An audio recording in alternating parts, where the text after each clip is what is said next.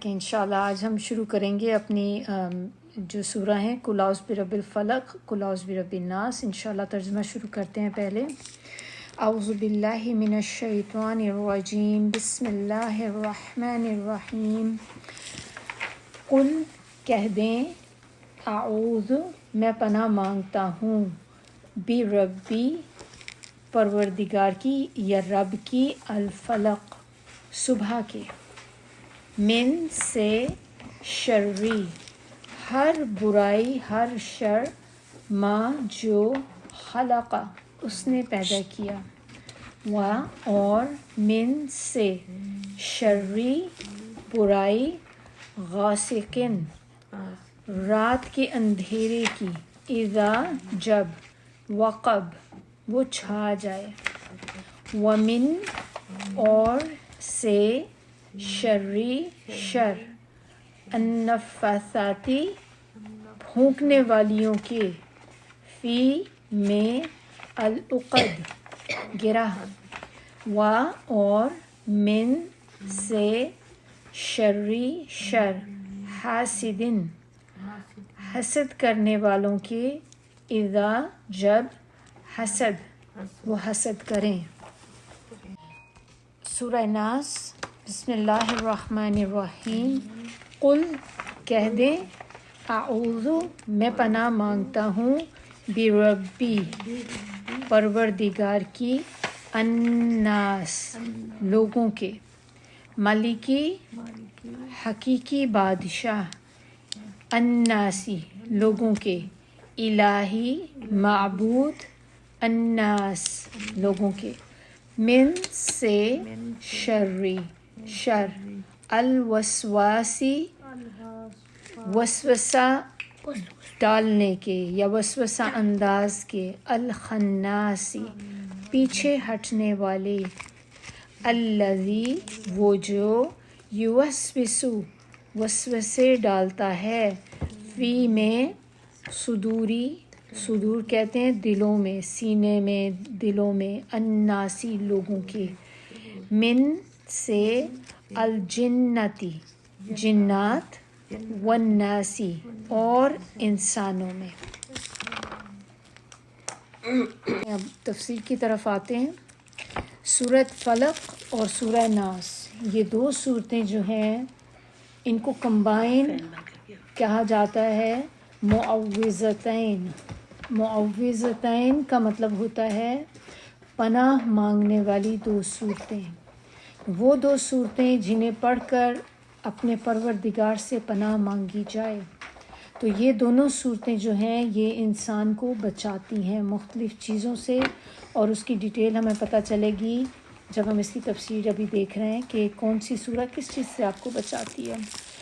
اگرچہ قرآن مجید کی یہ آخری دو صورتیں بجائے خود الگ الگ ہیں لیکن ان کے درمیان میں اتنا کنیکشن ہے آپس میں کہ آپ دیکھیں کہ ان کے جو سبجیکٹ ہے وہ بھی سملر ہیں.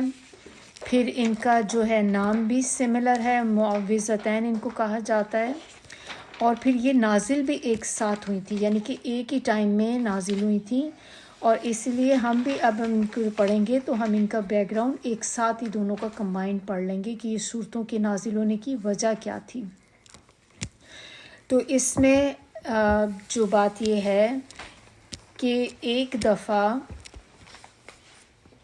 مسلم کی حدیث ہے, ترمذی میں بھی ہے, نسائی میں بھی ہے, مسند امام احمد کی جو بک ہے نا اس میں بھی ہے کہ عقبہ بن عامر کی حدیث ہے کہ رسول اللہ صلی اللہ علیہ وآلہ وسلم نے ایک روز مجھ سے فرمایا تمہیں کچھ پتہ ہے کہ آج رات مجھ پہ کیسی آیات نازل ہوئی ہیں؟ یہ بے مثل آیات ہیں قل اعوذ برب الفلق اور قل اعوذ برب الناس. تو یہ جو تھیں نبی صلی اللہ علیہ وسلم پہ جب نازل ہوئیں تو اس طرح سے انہیں بتایا. لیکن ہم یہ دیکھیں گے کہ یہ سورہ نازل کیوں ہوئی ہے, اس کی کیا ریزن تھی سورہ اترنے کی.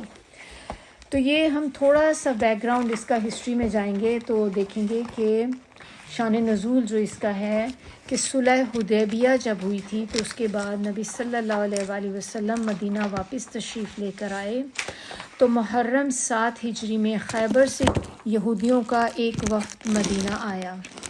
ایک مشہور جادوگر تھا اس زمانے میں جس کا نام تھا لبید بن عاصم.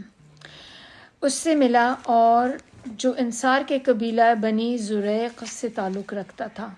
ان لوگوں نے اس جادوگر سے کہا کہ ہم محمد صلی اللہ علیہ وآلہ وسلم نے ہمارے ساتھ جو کیا ہے وہ تمہیں معلوم ہے. ہم نے ان پر بہت جادو کرنے کی کوشش کی لیکن ہمیں کامیابی نہیں ہوئی. اب انہوں نے کیوں یہ کہا کہ نبی صلی اللہ علیہ وسلم نے ہمارے ساتھ جو کیا ہے؟ کیا چیز تھی نبی صلی اللہ علیہ وسلم نے جو ان کے ساتھ کی تھی؟ اس کی جو چیز ہے نا وہ یہ ہے کہ نبی صلی اللہ علیہ وسلم کے پاس جب نبوت آئی تو انہوں نے اسلام کی دعوت شروع کر دی. جیسے ہی دعوت انہوں نے شروع کی تو وہ ایسا ہی ہوا کہ ایسے جیسے کہ رسول اللہ صلی اللہ علیہ وسلم نے گویا بھیڑوں کے چھتے میں ہاتھ ڈال دیا ہو. جیسے جیسے آپ صلی اللہ علیہ وسلم کی دعوت پھیلتی گئی ویسے ویسے کفار قریش کی مخالفت جو تھی وہ بھی شدید ہوتی گئی. پہلے تو انہوں نے کوشش کی، ان کا خیال تھا کہ وہ نبی صلی اللہ علیہ وسلم کو کوئی سودا بازی کریں گے، کسی بہانوں سے کسی چیز سے ان کو اس چیز سے باز رکھ سکیں. لیکن ان کو لگا کہ وہ جو بھی طریقے اپنا رہے ہیں نبی صلی اللہ علیہ وسلم کی طرف سے ہر طرف سے ان کو مایوسی ہوئی کہ یہ اپنے راستے سے نہیں ہٹیں گے اور نہ ہی کوئی مصالحت کریں گے. کیونکہ انہوں نے پھر یہاں تک بھی کوشش کی کہ ہم کوئی ایک سمجھوتا کرنے کی کوشش کر لیں ان کے ساتھ. تو اس کے پھر نتیجے میں جب وہ سمجھوتے کی صورت میں آ گئے تو سورہ کافرون نازل ہوئی جس میں اللہ تعالیٰ نے بتا دیا صاف صاف کہ جن کی تم بندگی کرتے ہو ان کی بندگی کرنے والا میں نہیں ہوں، اور جس کی بندگی میں کرتا ہوں اس کی بندگی تم کرنے والے نہیں ہو. تمہارا راستہ الگ ہے، میرا راستہ الگ ہے. اس کے بعد تو یہ ہوا کہ جو مشرکین مکہ تھے ان کی دشمنی جو تھی بہت اوپر ٹاپ پہ چلی گئی، یعنی کہ کھل کے وہ اس چیز کا کرنا شروع ہو گئے. تو یہ چیز تھی جو ان کو بہت تکلیف دیتی تھی. دوسرا یہ تھا کہ اسلام تیزی سے پھیلنا شروع ہو گیا تو ہر گھر میں کہیں کسی کا بیٹا اسلام لے آیا، کسی کی بیٹی لے آئی، کسی کی بیوی لے آئی، تو کسی کا شوہر لے آیا. تو اس کی وجہ سے جو فیملیاں تھیں وہ سپلٹ ہونا شروع ہو گئیں، اور یہ چیز ان کو جو تھی بالکل بھی وہ ایکسیپٹیبل نہیں تھی کہ وہ اس طرح کریں. اس کے بعد جب یہ سارا کچھ ہوا تو انہوں نے نبی صلی اللہ علیہ وسلم کے اوپر جادو بھی کرنے کی کوشش کی. چھوٹے چھوٹے جادوگروں نے تو کافی کی، لیکن جو میں نے آپ کو بتایا تھا کہ انہوں نے کہا ہم نے بہت جادو کرنے کی کوشش کی لیکن ہمیں کامیابی نہیں ہوئی. اب ہم آپ کے پاس آئے ہیں. کس کے پاس؟ لبید بن عاصم کے پاس، جو بہت بڑا جادوگر تھا. اور انہوں نے آ کر اس کو کہا کہ تم ہم میں سب سے بڑے جادوگر ہو، یہ لو 3 اشرفیاں، انہیں قبول کرو اور محمد صلی اللہ علیہ وسلم پہ ایک زور کا جادو کر دو. اس نے پھر نبی صلی اللہ علیہ وسلم پہ جادو کیا، اور وہ جادو جو تھا اس کو ایک نر کھجور کے خوشے کی غلاف میں رکھ کر لبید نے بنی زریق کے کنویں جس کا نام تھا زروان، اس کی تہہ میں پتھر کے نیچے دبا دیا. کیونکہ یوزلی آپ لوگوں نے سنا ہوگا جب جادو کیا جاتا ہے تو اس کو کہیں چھپا دیا جاتا ہے اور وہ پتہ نہیں چلتا کہ کہاں پہ ہے. تو انہوں نے بھی کیا کیا کہ وہ اس کنویں کی تہہ میں پتھر کے نیچے اس جادو کو دبا دیا. اس جادو کا اثر نبی صلی اللہ علیہ وسلم پر ہوتے ہوتے پورا 1 سال لگا. پھر نبی صلی اللہ علیہ وسلم پر جب ہونا شروع ہوا تو ان کی طبیعت جو تھی آہستہ آہستہ خراب ہونی شروع ہوئی. پھر آخری 40 دن جو تھے وہ سخت، اور آخری 3 دن تو بہت ہی سخت گزرے. لیکن آپ یہ دیکھیں جو جادو انہوں نے کرایا تھا اس کا اثر نبی صلی اللہ علیہ وسلم پر ایسا ہوا کہ آپ کھلتے چلے جا رہے تھے. کسی کام کے متعلق مطلب ان پہ صرف اس حد تک اثر ہوا ہے جادو کا کہ ان کو یہ محسوس ہوتا تھا کہ میں نے یہ کام کر لیا ہے، حتیٰ کہ انہوں نے نہیں کیا ہوتا تھا. جیسے کہ انہیں یہ ہوتا تھا کہ میں یہ کام کر چکا ہوں، پھر ہوتا تھا کہ یہ نہیں کیا ہوا. اپنی وائفس کے پاس جیسے جانا تو ان کو ہوتا تھا شاید میں چلا گیا ہوں، لیکن پھر ان کو ہوتا کہ نہیں میں نہیں گیا. بعد میں جیسے ان کو پتہ چلتا کہ نہیں. اس طرح ان کو بعض کا یہ بھی فیلنگ آتی تھی کہ میں نے وہ چیز دیکھی ہے جو حالانکہ انہوں نے نہیں دیکھی بھی ہوتی تھی. لیکن بتانے کا مقصد یہ ہے کہ نبی صلی اللہ علیہ وسلم پہ جو جادو کی نوعیت تھی وہ بیسکلی صرف ان کی ذات تک تھی، کہ جو بھی کچھ اثرات جادو کے تھے وہ ان کو اپنی ذات کے اوپر محسوس ہوتے تھے. ایسا نہیں کبھی ہمیں کسی روایت سے نہیں یہ پتہ چلا، کسی حدیث سے نہیں پتہ چلا کہ نبی صلی اللہ علیہ وسلم کے اوپر جو جادو تھا اس کا اثر ان کے دینی معاملات پہ بھی ہوا.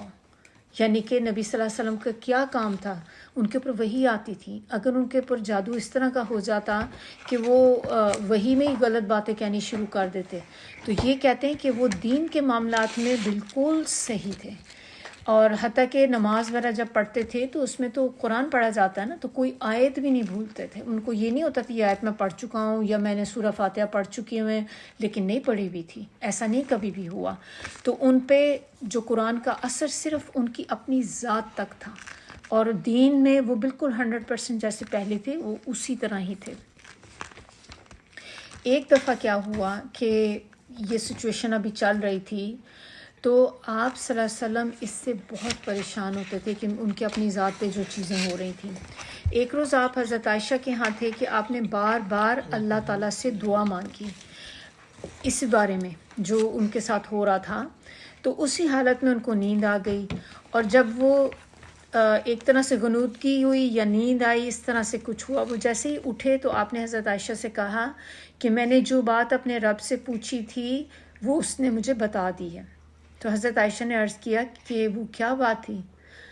آپ نے فرمایا کہ میں نے پوچھا تھا کہ اللہ تعالیٰ میرے ساتھ یہ کیوں ہو رہا ہے. تو مجھے نیند میں یہ احساس ہوا، مجھے خواب میں جیسے نظر آیا کہ 2 آدمی یعنی کہ 2 فرشتے 2 آدمیوں کی صورت میں میرے پاس آئے، ایک میرے سر کی طرف تھا اور ایک میرے پاؤں کی طرف تھا.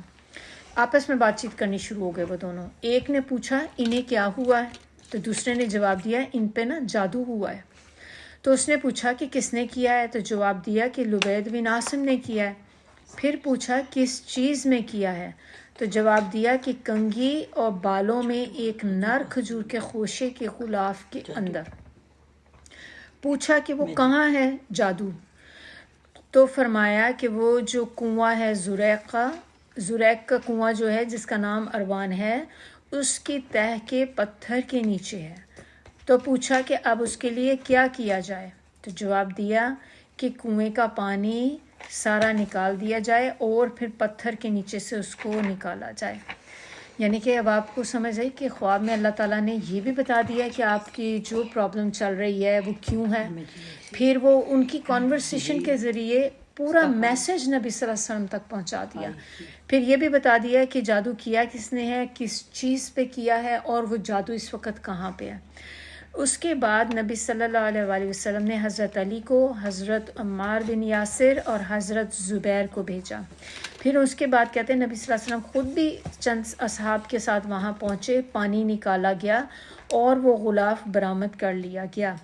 اس میں کنگھی اور بالوں کے ساتھ ایک تار تھی، اس کے اندر 11 گیریں پڑی ہوئی تھیں، ناٹس تھیں، 11 ناٹس لگی ہوئی تھیں اس کے اوپر. اور اس کے ساتھ ایک موم کا پتلا بھی تھا جس میں سوئیاں چبوئی ہوئی تھیں. جبرائیل علیہ السلام نے آ کے بتایا کہ آپ معوذتین پڑھیں، یہ صورتیں جو 2 نازل ہوئیں. چنانچہ آپ صلی اللہ علیہ وآلہ وسلم ایک ایک آیت پڑھتے جاتے تھے اور اس کے ساتھ ایک ایک گرہ کھلتی جاتی تھی. کتنی ہم نے آیات پڑھی ہیں اس میں؟ سورہ فلق کے اندر ہے 5 آیات، سورہ ناس کے اندر ہے 6 آیات. ابھی ہم نے دیکھا کہ وہ جو ایک تار تھی اس میں کتنی گریں تھی؟ 11 تھی نا. تو وہ 2 صورتیں پڑھ لیں پوری، تو ایک ایک آیا کے اوپر وہ نوٹس جو تھیں کھلتی چلی گئیں. اور اس کے بعد جو پتلا تھا اس میں ایک ایک کر کے سوئی بھی نکالتے رہے.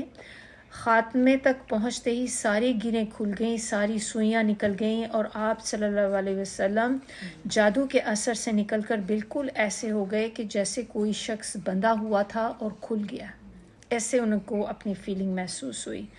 اس کے بعد انہوں نے اس جادوگر کو بلایا، لبید بن عاصم جو تھا اس کو بلا کر اس سے کنفرم کیا، پوچھا کہ یہ تم نے کیا تھا، تو اس نے مان لی، اس بات کا اقرار کر لیا اس نے کہ میں نے کیا.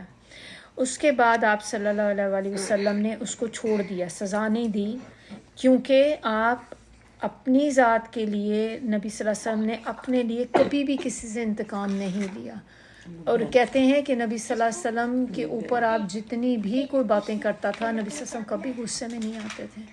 حتیٰ کہ کئی بدو ایسے ہم سیرہ میں پڑھتے ہیں کہ وہ آئے نبی صلی اللہ علیہ وسلم کا گریبان زور سے پکڑ کے کھینچا کہ ان کی گردن پہ نا ریڈ نشان پڑ گیا، اور باقی صحابہ کرام جو پاس آ گئے ایک دم کہ آپ کہیں تو ہم اس کو مطلب سبق سکھائیں، تو نبی صلی اللہ علیہ وسلم نے منع کر دیا تھا کہ نہیں آپ اس کو کچھ نہیں کہیں. لیکن جب اللہ کے اوپر بات آتی تھی، اللہ تعالیٰ کے بارے میں کوئی بندہ بات کرتا تھا غلط، تو نبی صلی اللہ علیہ وسلم کو اس وقت بہت غصہ آتا تھا، تو کبھی اپنی ذات کے لیے نہیں آتا تھا.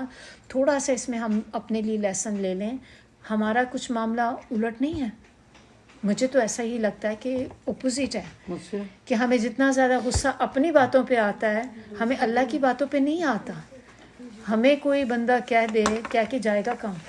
آپ ایک دفعہ آپ کو کوئی بول دے کہ بھئی تم نے یہ بات بولی، تم نے یہ کیا، تو کوئی بھی چیز آپ کے متعلق لگا دیں، ہمیں کتنا غصہ اس بات پہ آتا ہے. لیکن اللہ تعالیٰ کے بارے میں کوئی بات کرتا رہے، ہم بیٹھے رہیں آرام سے چپ کر کے سنتے رہیں، ہمیں اتنا غصہ آتا ہے. نبی صلی اللہ علیہ وسلم کو کبھی اپنے اوپر نہیں آتا تھا. ہم فرشتے بھی نہیں ہیں اور نہ ہی ہم پیغمبر ہیں. نبی صلی اللہ علیہ وسلم کا حوصلہ بہت زیادہ تھا. اب ہم یہ بھی کہہ سکتے ہیں کہ ہم تو نبی نہیں ہیں نا، تو ہم تو ان کی طرح ہو ہی نہیں سکتے، لیکن کوشش کر سکتے ہیں. اور یہی ہمارا قرآن پڑھنے کا مقصد جو ہے کہ ہم نے سیکھنا ہے. اب نبی صلی اللہ علیہ وسلم کی طرح ہم کبھی بھی نہیں ہو سکتے، لیکن ایٹ لیسٹ ان کے فٹ پرنٹس جو ہیں ہم ان پہ چل سکتے ہیں، فٹ سٹیپس کے اوپر چل سکتے ہیں. اور کوشش کریں کہ ہم 100% تو نہیں، کم از کم چلو 50%، 80%، اور نہیں تو 10%، اس سے تو موو کریں جہاں پہ ہم ابھی کھڑے ہوئے ہیں. جب ہم کوشش کریں گے کہیں نہ کہیں تو جائیں گے ہی نا آگے انشاءاللہ. تو ہر آیت سے ہم نے سیکھنا ہے. قرآن پڑھنے کا مقصد بھی یہ کہ ایسے ہی سوچنا ہے کہ یہ ساری آیات جو ہیں یہ ہمارے لیے اتری ہیں. اب اس کے بارے میں تھوڑی سی اب ہم فضیلت دیکھ لیتے ہیں کہ ان جو صورتوں کی فضیلت ہے وہ کیا ہے. یہ صورتیں جو ہیں یہ کہتے ہیں کہ دونوں صورتیں کمبائنڈ، کیونکہ میں نے آپ سے کہا تھا کہ ہم اکٹھے ہی ان کی چیزیں ڈیٹیل جو ہے پڑھیں گے. انسان کو جادو سے، نظر بد سے، پھر جسمانی روحانی آفات سے بچاتی ہیں. اسی لیے ہم ان کو کہتے ہیں کہ دو پناہ مانگنے والی، دو بچانے والی جو صورتیں ہیں. تو احادیث تھوڑی سی دیکھ لیتے ہیں کہ اس کے بارے میں نبی صلی اللہ علیہ وسلم نے کیا فرمایا ہے. ایک تو میں نے آپ کو شروع میں ہی حدیث جو بتا دی کہ مسلم، احمد، ترمذی کے حوالے سے کہ وہ نبی صلی اللہ علیہ وسلم نے جو کہا تھا کہ آج مجھ پہ ایک ایسی چیز نازل ہوئی ہے جس کی کوئی مثل نہیں ہے. تو یہ دو صورتیں انہوں نے پڑھ کے سنائی تھیں. ایک تو وہی حدیث اس میں آ گئی. دوسری اس میں یہ ہے کہ عقبہ بن عامر سے روایت ہے کہ رسول اللہ صلی اللہ علیہ وآلہ وسلم نے یہ دونوں صورتیں صبح کی نماز میں پڑھیں. اسی طرح نبی صلی اللہ علیہ وسلم نے فرمایا ہے کہ اگر ممکن ہو تو تمہاری نمازوں سے ان دونوں صورتوں کی قرات چھوٹنے نہ پائے. یعنی کہ ہم فجر کی نماز جب پڑھیں تو کوشش کریں کہ یہ دونوں صورتیں ہم اپنی نماز میں پڑھیں. اب ایک اور اس میں ہے یہ والی جو میں ابھی آپ کو بتا رہی ہوں نا، یہ وہ حدیث ہیں جو نماز کے اندر پڑھنے والی ہیں ان صورتوں کو. اب دوسری چیز، حضور پاک صلی اللہ علیہ وسلم نے صبح کی نماز میں یہ دونوں صورتیں پڑھی. امام احمد سے ہمیں یہ پتہ چلتا ہے. ایک اور حدیث میں نبی صلی اللہ علیہ وسلم نے فرمایا کہ جب تم نماز پڑھو تو اس میں یہ دونوں صورتیں پڑھا کرو. یہ آپ کو لگے گی ریپیٹیشن ہے کہ ابھی ہم نے وہی پڑھی بار بار وہی. یہ آپ کو جو میں بتا رہی ہوں یہ ڈفرینٹ احادیث ہیں، لیکن یہ چیز اس بات کو ایک طرح سے کنفرم کرتی ہے کہ کتنی امپورٹنٹ ہے کہ مختلف احادیث سے ہمیں ایک ہی بات پتہ چل رہی ہے کہ نبی صلی اللہ علیہ وسلم نے اس کو صبح میں پڑھا. پھر اس کے بعد ایک اور ہے حدیث جس میں نبی صلی اللہ علیہ وسلم فرماتے ہیں کیا میں دو ایسی صورتیں تمہیں نہ سکھاؤں جو ان بہترین صورتوں میں سے ہے جنہیں لوگ پڑھتے ہیں. یعنی کہ جتنی بھی صورتیں آپ پڑھتے ہیں ان میں بہترین صورتیں یہ دو صورتیں ہیں. اور انہوں نے عرض کیا، یہ وہ صحابہ کرام کو بتا رہے تھے، تو انہوں نے عرض کیا کہ یا رسول اللہ ضرور ہمیں بتائیں. تو اس پہ پھر نبی صلی اللہ علیہ وسلم نے یہ معوذتین پڑھائیں. پھر نماز کھڑی ہوئی تو آپ صلی اللہ علیہ وسلم نے یہی دو صورتیں اس میں پڑھیں. اور نماز کے بعد پلٹ کر جب آپ صلی اللہ علیہ وسلم ان کے پاس سے گزرے تو فرمایا اے عقب کیسا پایا تم نے. اس کے بعد ان کو پھر نبی صلی اللہ علیہ وسلم نے ہدایت کی کہ جب تم سونے لگو اور جب سو کر اٹھو تو ان صورتوں کو پڑھا کرو، یعنی کہ صبح شام ان دونوں صورتوں کو پڑھیں۔ اور ہمیں اپنے مارننگ ایوننگ کے اذکار سے کیا پتہ چلتا ہے کہ نبی صلی اللہ علیہ وسلم یہ 2 صورتیں جو تھی 3 دفعہ پڑھتے تھے، صبح میں 3 دفعہ شام میں پڑھتے تھے۔ پھر ایک اور حدیث سے ہمیں پتہ چلتا ہے، وہ ہے مسند احمد، ابو داؤد اور ترمذی، نسائی میں عقبہ بن عامر کی روایت ہے کہ آپ صلی اللہ علیہ وسلم نے ان کو ہر نماز کے بعد معوذات پڑھنے کی تلقین کی۔ پہلے آپ کو میں نے کیا بولا تھا؟ معوذتین، معوذتین اینڈ پہ آتا ہے، اس کا مطلب ہوتا ہے 2۔ اب میں نے آپ سے کہا ہے معوذات، یہ ہوتا ہے جمع کا صیغہ ہے، اس میں 2 سے زیادہ۔ تو یہاں پہ معوذات جو ہیں اس میں قل هو اللہ احد بھی انکلوڈ ہو جائے گی ساتھ میں۔ تو 3 صورتیں ہو گئی ہماری، قل هو اللہ احد، قل اعوذ برب الفلق اینڈ قل اعوذ برب الناس۔ تو یہ 3 بھی پڑھنے کی تلقین فرمائی۔ اب اگلی ایک جو روایت ہے یا حدیث بیسکلی، اس میں آپ صلی اللہ علیہ وسلم ایک دفعہ سواری پہ جا رہے تھے، تو عقبہ بن عامر تھے ساتھ، تو انہوں نے کہا کہ میں آپ صلی اللہ علیہ وسلم کے قدم مبارک پر ہاتھ رکھے ہوئے ساتھ ساتھ چل رہا تھا۔ میں نے عرض کیا، مجھے یا رسول اللہ مجھے سورہ ہود یا سورہ یوسف سکھا دیں۔ آپ صلی اللہ علیہ وسلم نے فرمایا، اللہ کے نزدیک بندے کے لیے قل اعوذ برب الفلق سے زیادہ فائدہ مند کوئی چیز نہیں ہے۔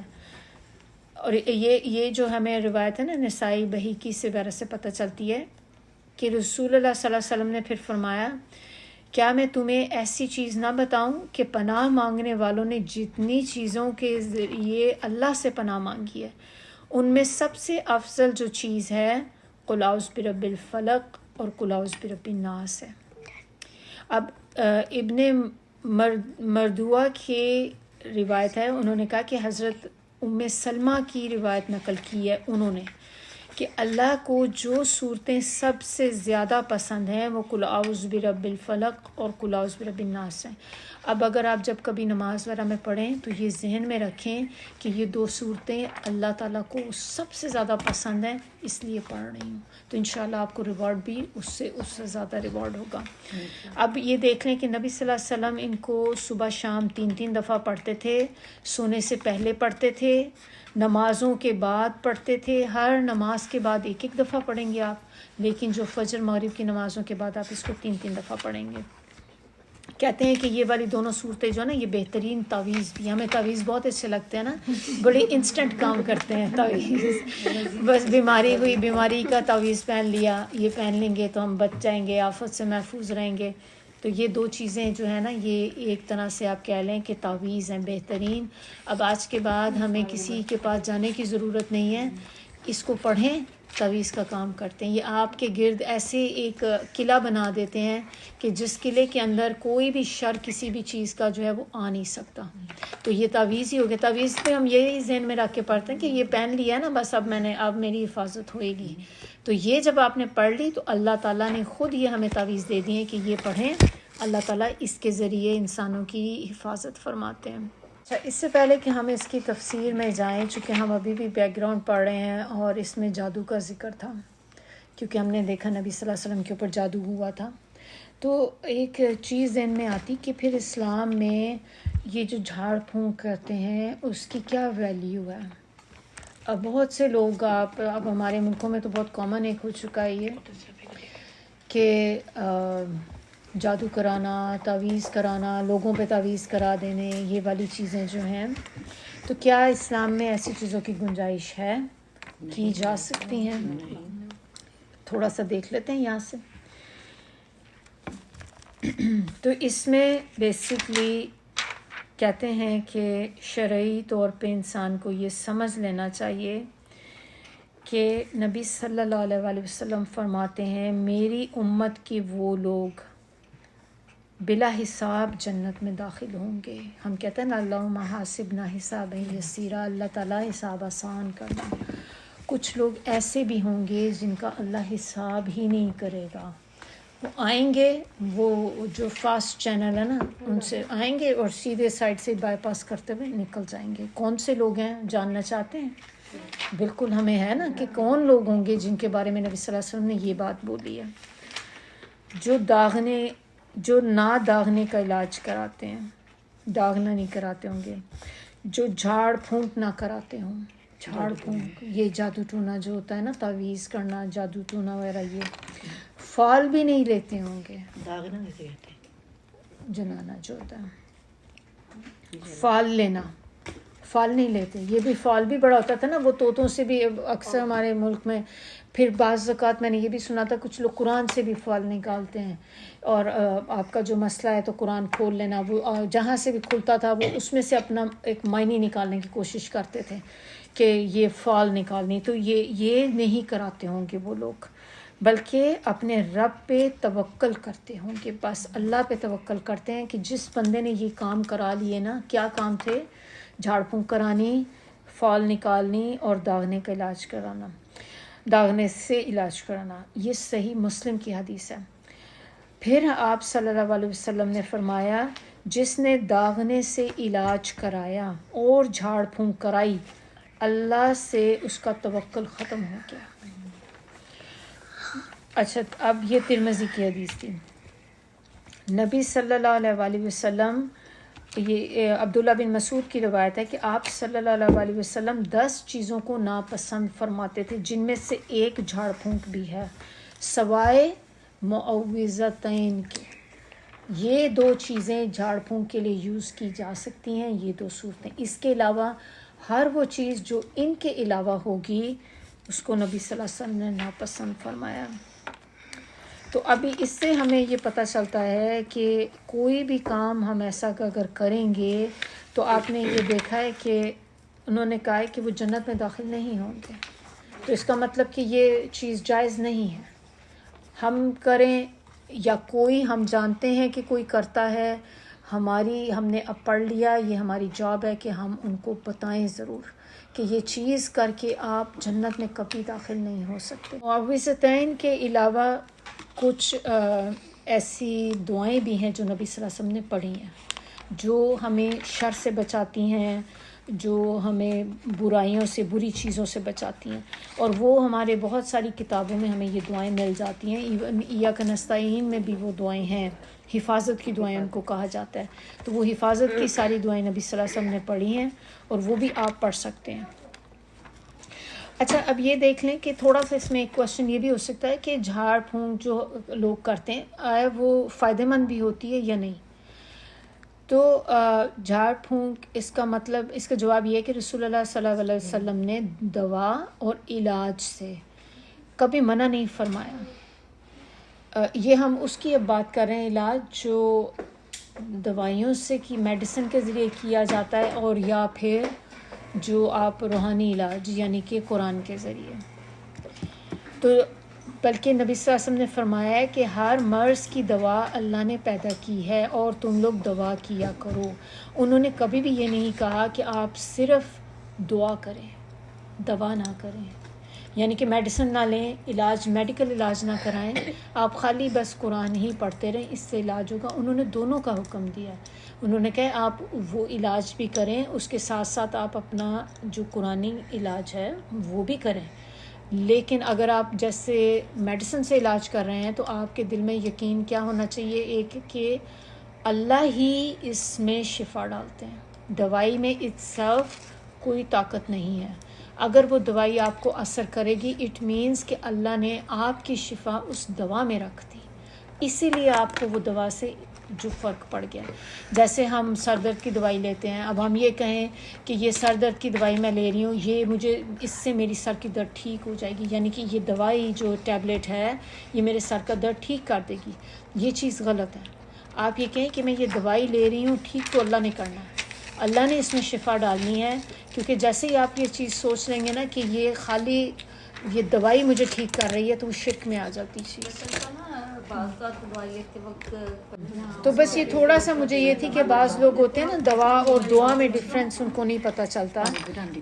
تفسیر کی طرف آتے ہیں، دونوں صورتوں کو سائڈ بائی سائڈ لے کے چل رہے ہیں، اب تفسیر علیحدہ کریں گے، لیکن ایک چیز امپورٹنٹ میں آپ کو بتاؤں کہ سورہ فلق جو ہے بیسکلی یہ اس کے اندر جو علاج ہے نا وہ جسمانی اٹیک کا ہے. بیسکلی جو چیزوں کا ذکر کیا گیا نا یہ وہ چیزیں ہیں، وہ شر ہیں جو انسان کے جسم پہ اثر کرتے ہیں، یعنی کہ کیا کہیں گے آپ، جسمانی اٹیک. سورہ ناس جو ہے وہ روحانی اٹیک ہے، اس میں آپ کو جسمانی چیزوں پہ نہیں ہے، اس میں چیزیں جو ہیں وہ انسان کے دماغ پہ اثر کرنے والی ہیں. تو یہ دو صورتیں سائیڈ بائی سائیڈ آپ رکھیں تو فلق جو ہے انسان کے جسم پہ جو اٹیک ہوتا ہے اس کے لیے ہوتی ہیں، اور سورہ ناس جو ہے وہ جو دماغی اٹیک ہوتا ہے وہ اس کے لیے ہے. تو سورہ فلق سے ہم سٹارٹ کر رہے ہیں. بسم اللہ الرحمن الرحیم. قل کہہ دیں، کیا کہہ دیں کہ اللہ تعالیٰ میں پناہ میں آتا ہوں اپنے رب کی جو صبح کا رب ہے. اب یہاں پہ اعوذ قل کا مطلب تو ہمیں پتہ ہے کہنا، کہ کہیں نبی صلی اللہ علیہ وسلم کو کہا جا رہا ہے، اور لیکن یہ خالی نبی صلی اللہ علیہ وسلم کا نہیں ہے، ان کے ذریعے ہر انسان کے لیے یہ ہے کہ یہ جو میسیج ہے نبی صلی اللہ علیہ وسلم کے تھرو سب لوگوں کو دیا جا رہا ہے. اعوذ کا مطلب ہوتا ہے پناہ مانگنا. اب پناہ مانگنے سے مراد کیا ہے؟ پناہ آپ دیکھیں کسی چیز سے جب آپ کو خوف محسوس ہوتا ہے نا تب آپ پناہ میں آتے ہیں. نارملی ہم بالکل ایسے بیٹھے ہیں پرسکون بیٹھے ہیں تو ہمیں کس چیز کی پناہ کی ضرورت ہے؟ کسی کی نہیں. تو انسان جب خوف کی حالت میں ہوتا ہے تو اپنے آپ کو اس چیز سے بچانے کے لیے کسی دوسرے کی حفاظت میں چلے جانا کو پناہ کہتے ہیں. کیونکہ پناہ جو ہوتی ہے، آپ ایسے سوچیں کہ آپ بچے کو ڈر لگتا ہے، بچہ کہاں جاتا ہے؟ بچہ بھاگ کے ماں کی گود میں چلا جاتا ہے، کیونکہ اس کے لیے وہ ایک چیز ایک شیلٹر کی طرح ہوتی ہے. ہمیں باہر کسی بندے سے ڈر لگتا ہے کہ کوئی ہے تو ہم بھاگ کے یا تو گاڑی میں بیٹھ جائیں گے یا بھاگ کے اسٹور میں چلے جائیں گے یا بھاگ کے گھر میں گھس جائیں گے، کہیں نہ کہیں جائیں گے آپ. اب اسی طرح آپ کو کیڑوں سے کسی سے ہوتی ہے تو آپ بھاگ کے کہیں چھپ جائیں گے یا ماریں گے. ڈر اگر آپ میں اتنے اسٹرانگ نہیں ہے کہ مار سکیں اس کو تو چھپ جائیں گے نا. جیسے جنگلی جانور بھی ہوتے ہیں تو اس سے انسان بھاگ کے سانپ سے کیا ہوتا ہے، چھپ جاتے ہیں، کہیں نہ کہیں چھپیں گے. پہاڑوں میں ہے تو غار میں چھپ جائیں گے. تو انسان کہیں چھپتا ہے پناہ لینے کے لیے. اسی طرح یہاں پہ جو بات کی جا رہی ہے کہ اللہ تعالیٰ سے پناہ مانگی جا رہی کہ اللہ سے آپ پناہ لے لیں، کہ اللہ تعالیٰ مجھے اپنی پناہ میں لے لیں.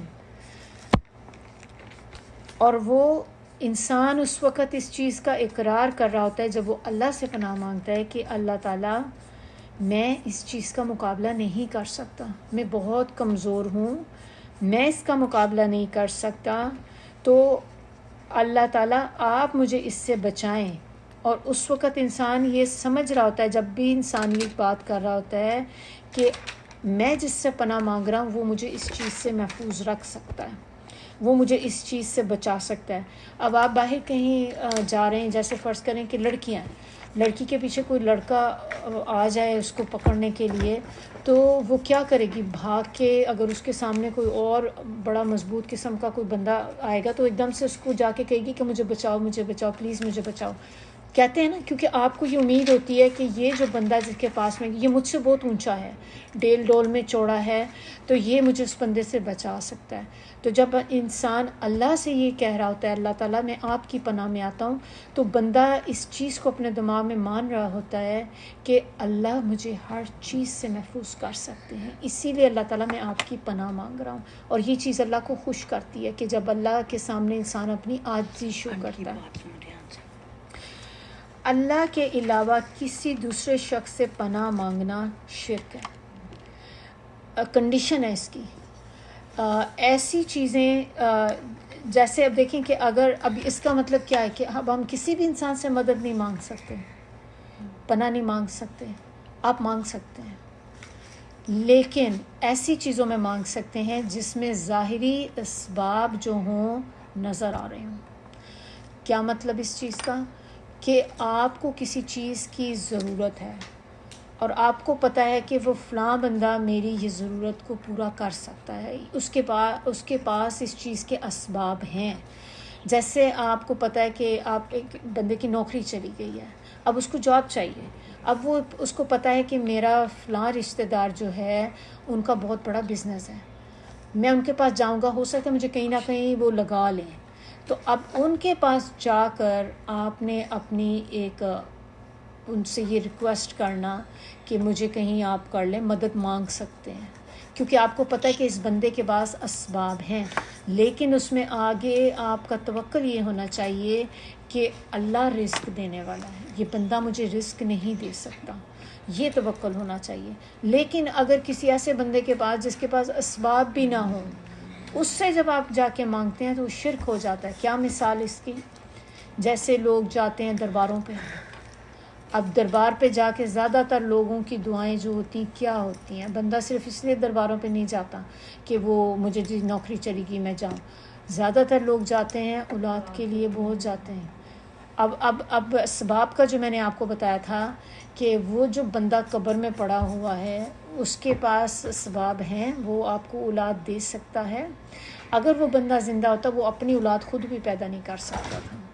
تو یہ مقصد کہنے کا تھا کہ اسباب اس کے پاس ہونے چاہیے، پھر آپ اس سے پناہ مانگ سکتے ہیں۔ لیکن ایسی صورت میں جب وہ بندہ خود بے بس ہے، اور یا آپ جا کے کسی بندے سے کہنا شروع کر دیں کہ بھئی پیر فقیروں میں بھی جاتے ہیں نا، تو ان کے آگے بھی وہ بندہ زندہ ہے لیکن وہ بندہ آپ کو اولاد نہیں دے سکتا، لیکن اس کے زیادہ تر اس کے در پہ لوگ بیٹھے ہوئے ہوتے ہیں، فلاں فلاں سے شادی ہو جائے، مجھے اولاد مل جائے، بیٹا مل جائے، یہ چیزیں وہ بندے کے اختیار میں تو کچھ بھی نہیں، یہ سب کچھ شرک میں آ جاتا ہے۔ اس سے اللہ تعالیٰ ہم سب کو محفوظ رکھے۔ تو یہ تھوڑی سی باتیں اس میں پناہ کے اوپر جو ہے نا یہ امپورٹنٹ تھی، تو اس پہ اب آگے اگلا ورڈ اس کے بعد جو ہے فلق۔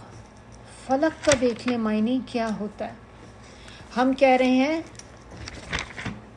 برب الفلق، یعنی کہ رب جو صبح کا ہے۔ اب فلق کے اصل معنی جو ہیں پھاڑنے کے ہوتے ہیں، کسی چیز کو پھاڑنا، پھٹنا، الگ ہونا، پھاڑنا، یہ سارے معنی اس کے اندر آ جاتے ہیں۔ اب اس سے معنی جو مفسرین نے نکالا ہے کہ اس سے مراد رات کی تاریکی کو پھاڑ کے صبح نکالنا، تو یعنی کہ صبح بھی جو ہوتی ہے رات کا اندھیرا پھٹتا ہے تو اس سے صبح کی روشنی طلوع ہوتی ہے۔ تو اسی لیے یہاں پہ کہا جا رہا ہے کہ رب الفلق، یعنی کہ صبح کا رب جو پھاڑ کے روشنی کو نکالتا ہے۔ فلق کے جو ہیں ایک اور معنی بھی ہے، ایک میں نے آپ کو کیا معنی بتا دیا، پھاڑنے کا، یعنی کہ رات کے اندھیرے کو پھاڑ کے دن کو نکالنا۔ دوسرا معنی اس کا یہ بھی ہے کہ مخلوق کے بھی معنی لیے گئے ہیں اس میں، کہ جو مخلوق ہے، کیونکہ اللہ کی مخلوق جتنی بھی ہے آپ دیکھیں وہ بھی کسی نہ کسی چیز کو پھاڑ کے ہی نکلی بھی ہے۔ مثلا بیج، جب ہم پودا نکلتا ہے، بیج پھٹتا ہے تو اس میں سے پودا نکلتا ہے۔ چوزا کہاں سے نکلتا ہے؟ انڈے سے، انڈا پھٹتا ہے پھر ہی نکلتا ہے نا۔ اسی طرح عورت کے رحم سے بچہ نکلتا ہے۔ تو یہ ساری چیزیں کہیں نہ کہیں سے پھٹنے کے عمل میں ہوتا ہے جس سے یہ چیزیں باہر نکلتی ہیں۔ چشمے دیکھ لیں، پہاڑ دیکھ لیں، یہ ان سے جو ہوتے ہیں، چشمے کہاں سے؟ پہاڑوں سے، یا زمین سے بھی، زمین پھٹے گی چشمہ نکلے گا، نیچے سے نکلتا ہے نا، تو زمین کے پھٹنے سے ہی باہر آئے گا وہ بھی۔ اسی طرح دن رات کا پردہ چاک ہو کے۔ تو کہنے کا مقصد یہ کہ ہر چیز جو ہے وہ پھٹنے کے عمل سے نکلتی ہے، تو یہ دونوں معنی اس میں آ سکتے ہیں۔ اب اگر اس کا معنی یہ لیں کہ جو فلک کا ہے تو اس سے پھر تمام مخلوقات اس میں آ جاتی ہیں۔ پہلے کے معنی لیتے ہیں جیسے صبح کو پھاڑ کے نکلنا، تو ہم کہتے ہیں کہ اے اللہ میں پناہ مانگتا ہوں اس رب کی جو صبح کو طلوع کرنے والا ہے۔ اور اگر دوسرے معنی سے آپ لیں، دوسرا معنی یعنی کہ مخلوق سے، تو پھر ہوگا کہ اے اللہ میں تمام مخلوق کے رب کی پناہ لیتا ہوں۔ تو دونوں معنی جو ہیں وہ صحیح ہیں۔ اب آپ اگلا اس کا ہم دیکھیں کہ یہ جیسے اللہ تعالیٰ سے ہم کہہ رہے ہیں کہ اللہ تعالیٰ پہلے والے معنی سے کہ جو صبح کا رب ہے اس سے پناہ لینے کا مطلب یہ ہے کہ اے اللہ میں اس کی پناہ میں آتا ہوں تاکہ وہ آفات کے ہجوم کو چھانٹ کر میرے لیے عافیت پیدا کر دے. یعنی کہ رات کا جو شر ہوتا ہے، رات کے شر سے اللہ تعالیٰ ہمیں بچائے. اور جو دوسرا مراد اگر ہم لیں گے تو اے اللہ میں آپ کی مخلوق کے شر سے پناہ مانگتا ہوں کہ آپ کی مخلوق میں جو جو شر ہیں اس سے مجھے اللہ تعالیٰ محفوظ رکھیں. اب دوسری آیت اس کی جو ہے من شر ما خلق، اس میں ہم اللہ کی پناہ مانگ رہے ہیں. وہ جو شروع کی اعوذ ورڈ ہے نا، وہ اس کے ساتھ بھی چلے گا کہ میں شر سے پناہ مانگتا ہوں اللہ کی مخلوق کے جو شر ہیں. اب دیکھیں کہ ہم یہ کہہ رہے ہیں یہاں پہ کہ اللہ تعالیٰ چیزوں کے جو شر ہیں ان سے مجھے پناہ میں دے. اب دنیا میں دیکھیں اللہ تعالیٰ نے جتنی بھی چیزیں بنائی ہیں ان میں کہیں نہ کہیں کوئی نہ کوئی شر موجود ہے. کیسے ہم اس کو جانتے ہیں؟ اب آپ دیکھیں کہ وہ چیزیں اللہ نے تو کوئی شر itself پیدا نہیں کیا، لیکن ان چیزوں کے اثرات کچھ ہوتے ہیں جو انسانوں پہ ہو جائے. اب ہم یہ نہیں کہہ سکتے کہ اللہ تعالیٰ نے شر پیدا کیا. اللہ نے کوئی چیز سچ شر کی طرح پیدا نہیں کی. لیکن آپ دیکھیں کہ سورج ہے، سورج کے فائدے ہیں تو نقصانات بھی ہیں. اب فائدے تو ہمیں بہت سے پتہ ہیں، سورج کے نقصانات کیا ہو سکتے ہیں کہ سورج میں اگر آپ دیکھیں کہ یہی سورج آپ آفس میں جا کے باہر زیادہ دیر کھڑے رہیں تو آپ کی جو اسکن برن وہ سن برن ہو جاتا ہے، پھر اس سے کیا ہوتا ہے انسان کے کینسر ہو جاتا ہے. اسی طرح آپ جانوروں کے دیکھیں، جانوروں کے اگر فائدے ہیں تو نقصانات بھی ہیں جانوروں کے بہت سے. اب وہی غذا ہم جب کھاتے ہیں جو فوڈ ہمارے لیے فائدہ دینا ہوتا ہے، جب اسی آپ فوڈ کو ایکسس میں لینا شروع کر دیتے، بہت زیادہ اس کو کھانا شروع کر دیں، ہر چیز کی زیادتی، وہ فائدہ مند چیز تھی لیکن آپ نے زیادتی اس کی تو نقصان ہو گیا. اب آپ کو جیسے اب یہ دوائیاں ہیں، اب آپ سر درد کی دوائی لیتے ہیں، وہی دوائی آپ ایک خاص کوانٹٹی سے زیادہ جب لے لیں تو آپ کے باڈی کو ڈیمیج کر دے گی. لیکن جب اس کو تھوڑی مقدار میں آپ لیتے ہیں تو اس سے وقتی طور پہ آپ کو لگتا ہے کہ مجھے فائدہ ہوا ہے اس چیز سے. تو اسی طرح انسان زندگی میں دیکھیں جتنی بھی چیزیں ہیں ہماری، سردی گرمی دیکھ لیں، ویدر ہے ہمارے، سردی کے فائدے بھی بہت ہیں تو نقصانات بھی بہت ہیں. سردی میں کیا ہوگا؟ فراسٹ بائٹ ہو جائے گی، آپ باہر جائیں گے نکلیں گے آپ کی اسکن ڈیڈ ہو جائے گی بالکل. گرمی میں کیا ہوتا ہے؟ ہیٹ سٹروک ہو جاتا ہے. گرمی سے سنا ہے کبھی کہ لوگ مر گئے؟ اب وہی کہتے ہیں گرمی ہمیں چاہیے بھی ہے لیکن وہی گرمی انسان کو مار بھی دیتی ہے. تو ہر چیز کے اندر کوئی نہ کوئی کہیں نہ کہیں شر کا ایک عنصر ہے. تو ہم کس سے پناہ مانگ رہے ہیں؟ ان تمام چیزوں کی اچھائیوں سے تو ہم کہہ رہے ہیں اللہ تعالیٰ ہمیں دے، لیکن ان چیزوں کی جو برائیاں ہیں اس سے مجھے بچا لے. ہر وہ چیز جو اللہ نے پیدا کی ان کے جو نیگیٹو ایفیکٹس ہیں اللہ تعالیٰ مجھے اس سے بھی پناہ میں دے دیں. ابھی دیکھیں آپ جسٹ ایک دو ہی آیات ہم نے پڑھی، لیکن کتنی چیزوں سے آپ نے اللہ سے ساری چیزیں جو اللہ نے پیدا کی ان کے نیگیٹو ایفیکٹ سے آپ نے کہہ دیا اللہ تعالیٰ مجھے بچا لیں. ہمارے پڑھنے میں یہ مشکل ہے صورتیں، بہت آسان صورتیں ہیں، آپ پڑھ لیں تو ان ساری چیزوں سے اللہ تعالیٰ بندے کو جو ہے محفوظ کر دیتے ہیں. اب اس کے بعد اگلی جو ہے کہ نیکسٹ اس کی جو آیت ہے وَمِن شَرِّ، پھر اور ہم مانگ رہے ہیں اللہ سے کہ اللہ مجھے شر سے بچا غاسقن. غاسق کیا چیز ہوتی ہے؟ غاسق کے جو لغوی معنی ہیں وہ بیسکلی وہ ہیں کہ جب شفق غائب ہو جائے تو اس کے بعد جو اندھیرا آتا ہے. شفق کیا ہوتی ہے؟ یہ وہ روشنی ہوتی ہے جو آپ کو ہورائزن پہ نظر آتی، لائٹ، ہورائزن کے اوپر جو لائٹ نظر آتی ہے اس کو شفق کہتے ہیں. جب وہ نیچے چلا جاتا ہے تو اس کے بعد جو اندھیرا چھا جاتا ہے، تاریک جو چیز ہو جاتی ہے اس کو کہتے ہیں غاسق. اور وقب اگلا جو اس کا ہے ورڈ، اس کے معنی ہوتے ہیں انٹر ہونا، پھیل جانا. اور بیسکلی یہ ہے کہ جیسے کسی ہل پہ، کسی چٹان پہ جو گڑھا ہوتا ہے نا اس کے اندر داخل ہو جانا، گڑھے میں چلے جانا. وقب کے معنی جو ہیں وہ یہ ہوتے ہیں کہ کسی بھی چیز کے اندر چلا جائے. تو رات کی تاریکی کے شر سے خاص طور پہ پناہ مانگنے کی تلقین کی گئی ہے، کیونکہ رات کا شر جو ہوتا ہے، جو غاسق ہم نے ورڈ پڑھا ہے کہ رات کے شر سے رات کے دن کا شر کیوں نہیں کہا گیا؟ رات کا شر آپ نے دیکھا کہ زیادہ تر جرائم جو ہوتے ہیں وہ رات کے ٹائم پہ ہوتے ہیں. اب تو دن میں بھی ہونے شروع ہو گئے لیکن ابھی بھی میجورٹی جو کرائم ہے رات میں ہوتا ہے.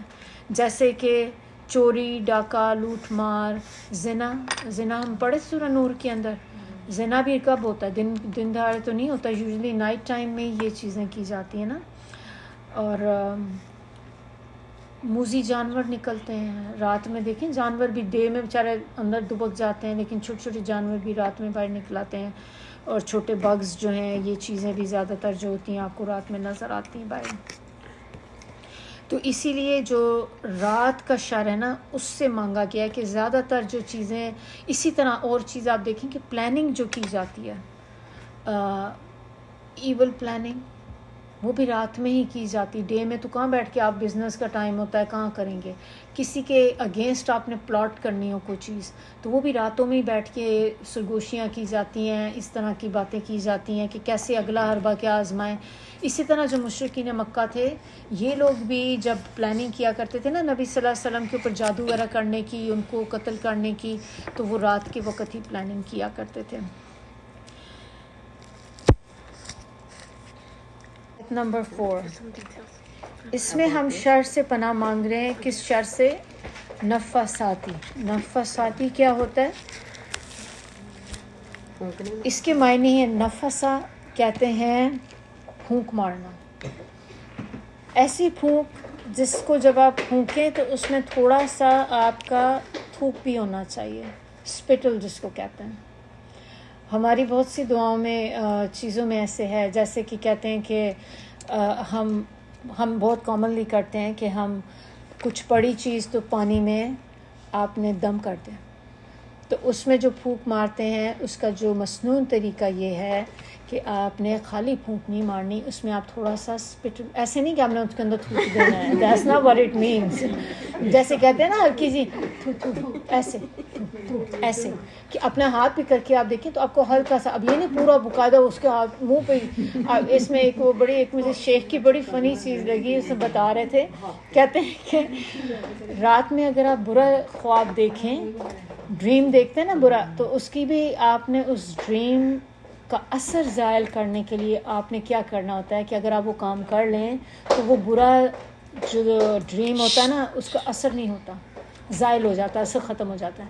تو اس میں آپ یہ کریں گے اپنی لیفٹ سائڈ پہ کر کے آپ نے وہ 3 دفعہ اعوذ باللہ پڑھ کے نا تو آپ نے تھوکیں. پھر دعا بھی ہے اس کی، جو تھوکنا ہے نا وہ اس میں بھی وہی تھوکنا ہے. تو وہ شیخ کی جو بات مجھے بڑی دیکھی، کہتے ہیں اب آپ کے جی وہ دوسری طرف آپ کے ہسبینڈ لیٹا ہوا ہے، اب آپ رات ساری کریں تھوکے، صبح بیچارہ سارا گیلا ہو کے تو ایسا نہیں تھوکنا. وہ بیچارہ پورا ہسبینڈ آپ کا، تو بس ہلکا سا کہ اتنا ہو کہ وہ کسی اور پہ بھی نہ گرے، بس ہلکی تھو اس طرح سے تھوڑا سا. اور اب جب بھی اب آپ بھی کبھی پانی پہ دم کریں تو ایسا ہی دم ہونا چاہیے. نفس ایسی پھونک کو کہتے ہیں جس میں تھوڑا سا تھوک شامل ہو ساتھ. اب ہم نے ایک ورڈ اور قرآن میں پڑھا تھا، اس کا بھی معنی جو ہے پھونک ہوتا ہے، پھونک مارنا. یہ بھی پھونک مارنا ہے، وہ بھی پھونک مارنا ہے. اگر کسی کو پتہ ہو وہ کون سی پھونک مارنی ہے، ایک اور پھونک مارنا ہوتا ہے. اچھا بتا دیتی ہوں، بالکل صحیح. اور وہ ورڈ ہے نفخہ. نفخہ وہ ہوتا ہے سور پھونکنا، وہ بھی پھونکنا ہے، یہ بھی پھونکنا ہے. اب فرق کیا ہے کہ جو نفسہ والی جو ہم اس میں نفاساتی والی پڑھ رہے ہیں نا، یہ ہلکی پھونک ہوتی ہے. میں نے جیسے بتایا تھا کہ زور سے ماریں گے تو وہ اگلا بیچارہ وہ شاور ہو جائے گا اس کے اوپر. ہلکی پھونک، جبکہ جو نفخہ ہے وہ زور کے پھونک، وہ اتنے زور کی ہوگی جس سے قیامت آئے گی. تو دونوں کا معنی یعنی کہ ہم پھونکنا ہی لیتے ہیں، لیکن یہ فرق ہے ان دونوں میں. اب یہ جو ورڈ ہے، اچھا پھر اس کے بعد اگلا ورڈ جو ہے نا وہ ہے نفاساتی فی العقد. عقد کیا ہوتا ہے؟ گرہ. گرہ کو کہتے ہیں. ایک اور چیز بھی ہے، عقد نکاح بھی کہا جاتا ہے. اس کا کیا معنی ہوتا ہے؟ نکاح کی گرہ. نکاح کی بھی گرہ ہوتی ہے نا، گرہ باندھی جاتی ہے، ایک مرد عورت کے درمیان گرہ بن جاتی، جڑ جاتے ہیں اس کے ساتھ وہ دونوں، وہ بھی یہی ورڈ ہے. نفسات نہیں، کون سا ہے؟ عقد کا. عقد. اچھا اچھا جو ہے نفسہ ہم نے کہا پھونک مارنا، تو یہاں پہ کیوں پھونکنے کی شر کو کیوں کہا گیا؟ پھونکنے میں کیا شر ہوتا ہے؟ ہاں، کیونکہ یہ جادو سے ریلیٹڈ ہے. یہ جو چیز ہے نا نفسہ، بیسکلی یہ آتا ہے کہ جیسے نفسات فی العقد، یعنی کہ گرہ لگانا، پھونک پھونک کے پھونکتے جائیں گرہ لگاتے جائیں، پھونکتے جائیں گرہ لگاتے جائیں. تو کیا یعنی کہ عمل کرنا، وہ عمل کرتے تھے نا جادوگر، عمل کرتے ہیں، ایک عمل کیا پھونکا گرہ باندھی، پھر دوسرا عمل کیا، پھر گرہ کرتے کرتے وہ پوری جتنی بھی انہوں نے ناٹس لگانی ہوتی تو وہ لگاتے ہیں.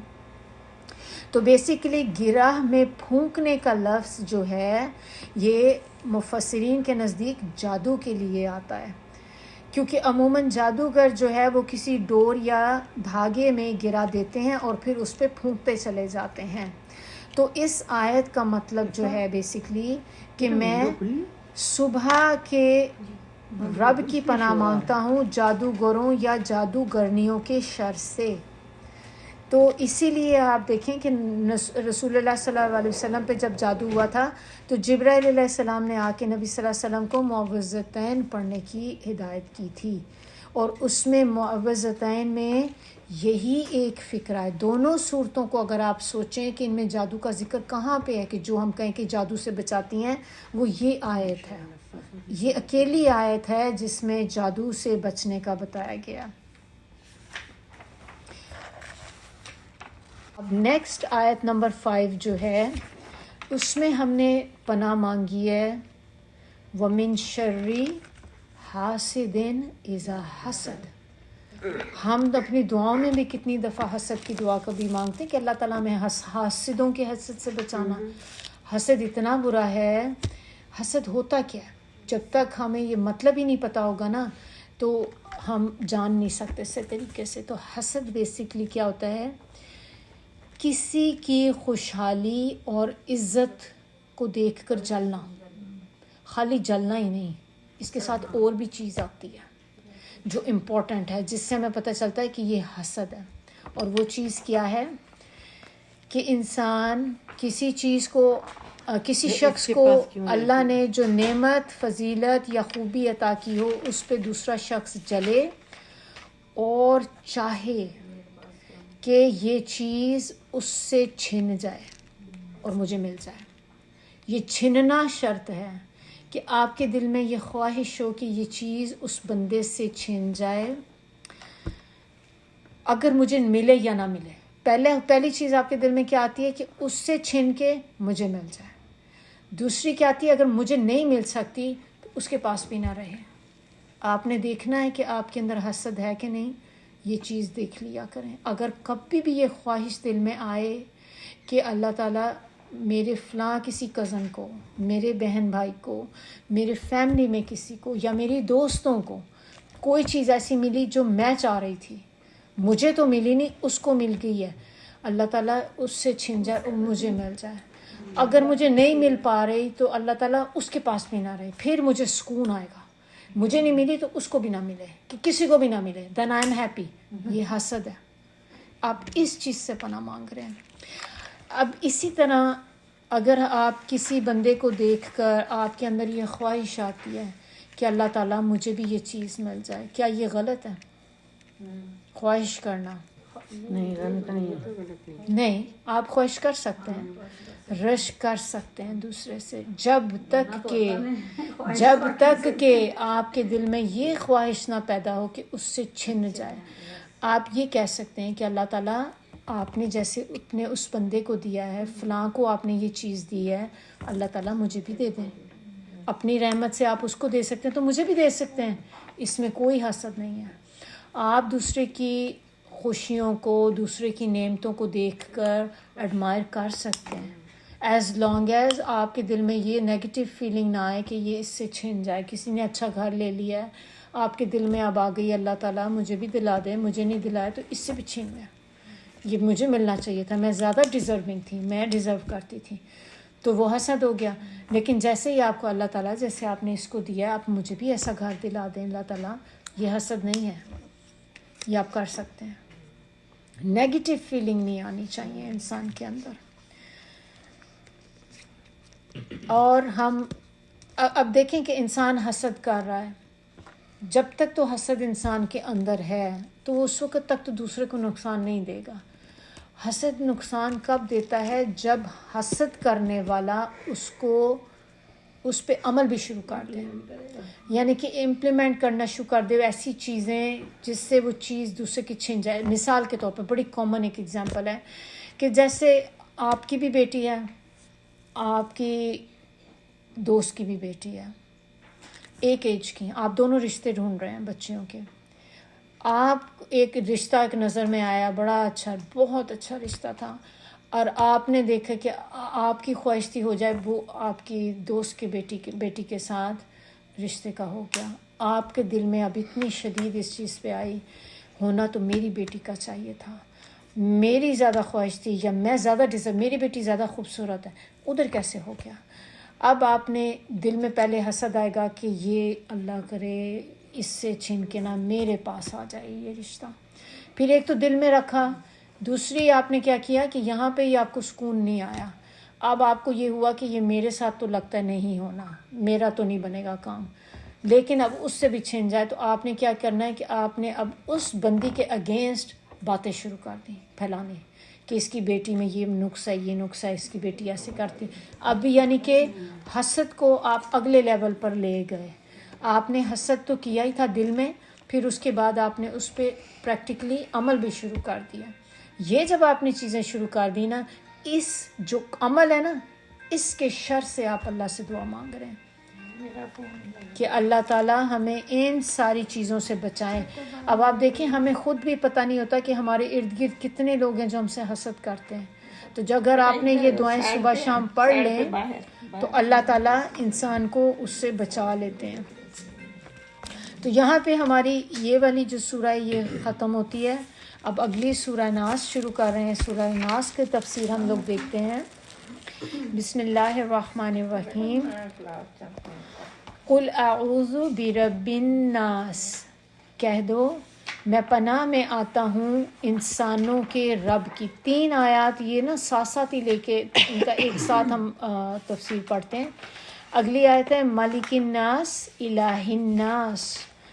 تو یہاں پہ اللہ تعالیٰ نے ہمیں 3 رب کا بتایا, 3 چیزیں. اللہ تعالیٰ ایک بھی رب کہہ سکتا تھا نا کہ بس اپنے رب کی پناہ میں آتا ہوں. اسپیسیفائی کیا ہے یہاں پہ. ایک تو رب جو الناس لوگوں کا ہے, پھر یعنی کہ لوگوں کا رب ہے. پھر نمبر 2 آیت کے اندر کیا کہا ہے کہ لوگوں کا بادشاہ, یعنی کہ لوگوں کا کنٹرولر ہے, بیسیکلی بادشاہ ہے لوگوں کے اوپر. پھر کیا ہے الہ ہے, الہ الناس. تو ناس 3 دفعہ آ گیا, لیکن آپ دیکھیں ان کے ساتھ چیزیں کیا چینج ہوئی. ایک رب بھی ہے, ان کا مالک بھی ہے, اور ان کا الہ بھی ہے. یہ تینوں چیزیں ایک آنر کے لیے کہ اللہ تعالیٰ وہ ذات ہے کہ جو یہ ساری چیزوں کے کنٹرولر ہے. اللہ تعالیٰ رب بھی ہے, اللہ مالک بھی ہے, اللہ الہ بھی ہے. اور رب یعنی کہ رب سے کیا بات ہمیں سمجھ آتی ہے کہ اللہ رب ہے تمام انسانوں کا, ان کو پالتا بھی ہے, ان کا مالک بھی ہے, آقا بھی ہے, ان کی ضروریات کا خیال بھی رکھتا ہے. اور مالک کا مطلب کہ وہ بادشاہ ہے, حکم اسی کا چلتا ہے. جو بادشاہ ہوتا ہے اسی کا حکم چلتا ہے نا. حاکم ہے, فرما روا ہے. تیسرا کیا ہے الہ الناس, یعنی کہ انسانوں کا حقیقی معبود اگر کوئی ہے تو وہ اللہ ہے. یہ جو بت ہے نا, یہ جو آئیڈلز ہوتے ہیں, لوگ بتوں کی پوجا کرتے ہیں یا اپنے نفس کی بھی پوجا کرتے ہیں, کچھ لوگ اپنے نفس کے پیچھے چلتے ہیں. اسی طرح پیر و فقیروں کو مانتے ہیں کہ اللہ ہی ہے جو الہ ہے بیسیکلی, باقی سب چیزوں کے علاوہ.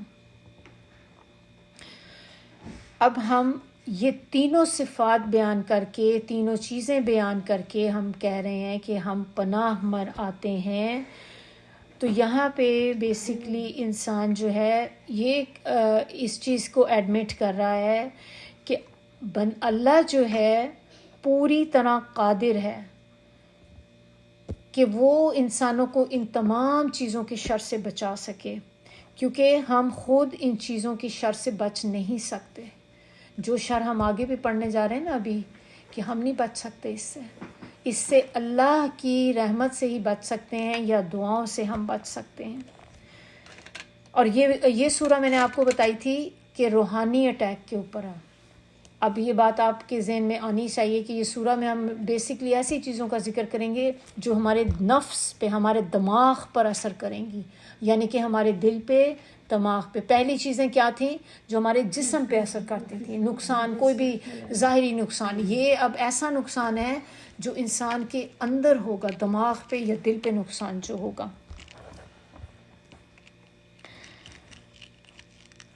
یہ 3 آیات کا ہمارا ہو گیا. اب آیت نمبر 4 کے اندر پہلے جو شر سے ہم پناہ مانگ رہے ہیں وہ ہے الوسواس. وسواس ہمارے اردو میں بھی وسوسے ہوتے ہیں، تو ذہن میں ہمیں آ جاتی بات سمجھ کہ وسواس جو ہے یہ وسوسے سے نکلا ہے.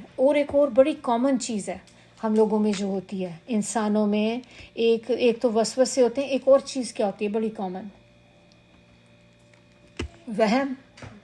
وہم ہوتے ہیں نا لوگوں کو، خام خواہ کے وہم ہونے شروع ہو گئے، اور ہوتی حقیقت کچھ بھی نہیں، لیکن وہ انسان کے دماغی چیز ہوتی ہے.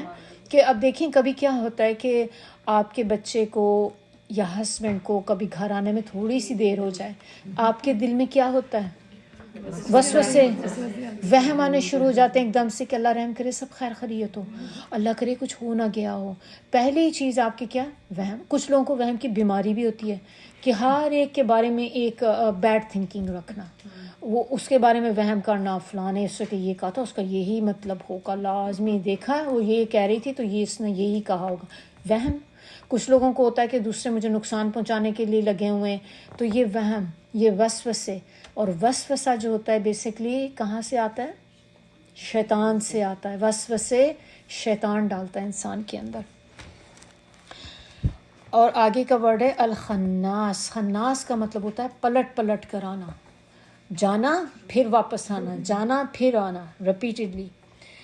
تو وسوسے جو ہوتے ہیں ایسے طریقوں سے کسی کے دل میں کوئی بری بات ڈالنا. وسوسہ جو ہوتا ہے اس کا مطلب کہ ایسے طریقے سے کسی دوسرے کے بات ڈالنا کہ جس کے دل میں بات ڈالی جا رہی ہو اس کو پتہ بھی نہ چل سکے، محسوس بھی نہ ہو سکے کہ یہ میرے دل میں کوئی ڈال رہا ہے. جب آپ کے دل میں وسوسہ آتا ہے اس کے ساتھ یہ خیال آتا ہے ساتھ ہی کہ یہ شیطان میرے دل میں یہ بات ڈال رہا ہے. آپ کے دل میں وہم ایک دم ہو جاتا ہے کہ ڈر لگنے لگ جاتا ہے کہ بھئی میرے ہسبینڈ ابھی تک آئے نہیں. آپ ساتھ ہی یہ بھی سوچ رہے ہوتے ہیں کہ شیطان میرے دل میں یہ بات ڈال رہا ہے بیٹھ کے. نہیں آتا، یہ چیز نہیں آتی. اور اتنی، اور بس آپ کو اس طریقے سے وہ آپ کے دماغ میں چیز ڈال دیتا ہے، آپ کو فیلنگ نہیں آتی. نماز پڑھتے وقت جب آپ ایک رکعت بھول جاتے ہیں، اب آپ کے ہوتی پتہ نہیں 3 پڑھی تھی 4 پڑھی تھی، آپ کہہ رہی ہوتی ہیں ساتھ ہی شیطان نے میرے دماغ میں یہ چیز ڈال دی.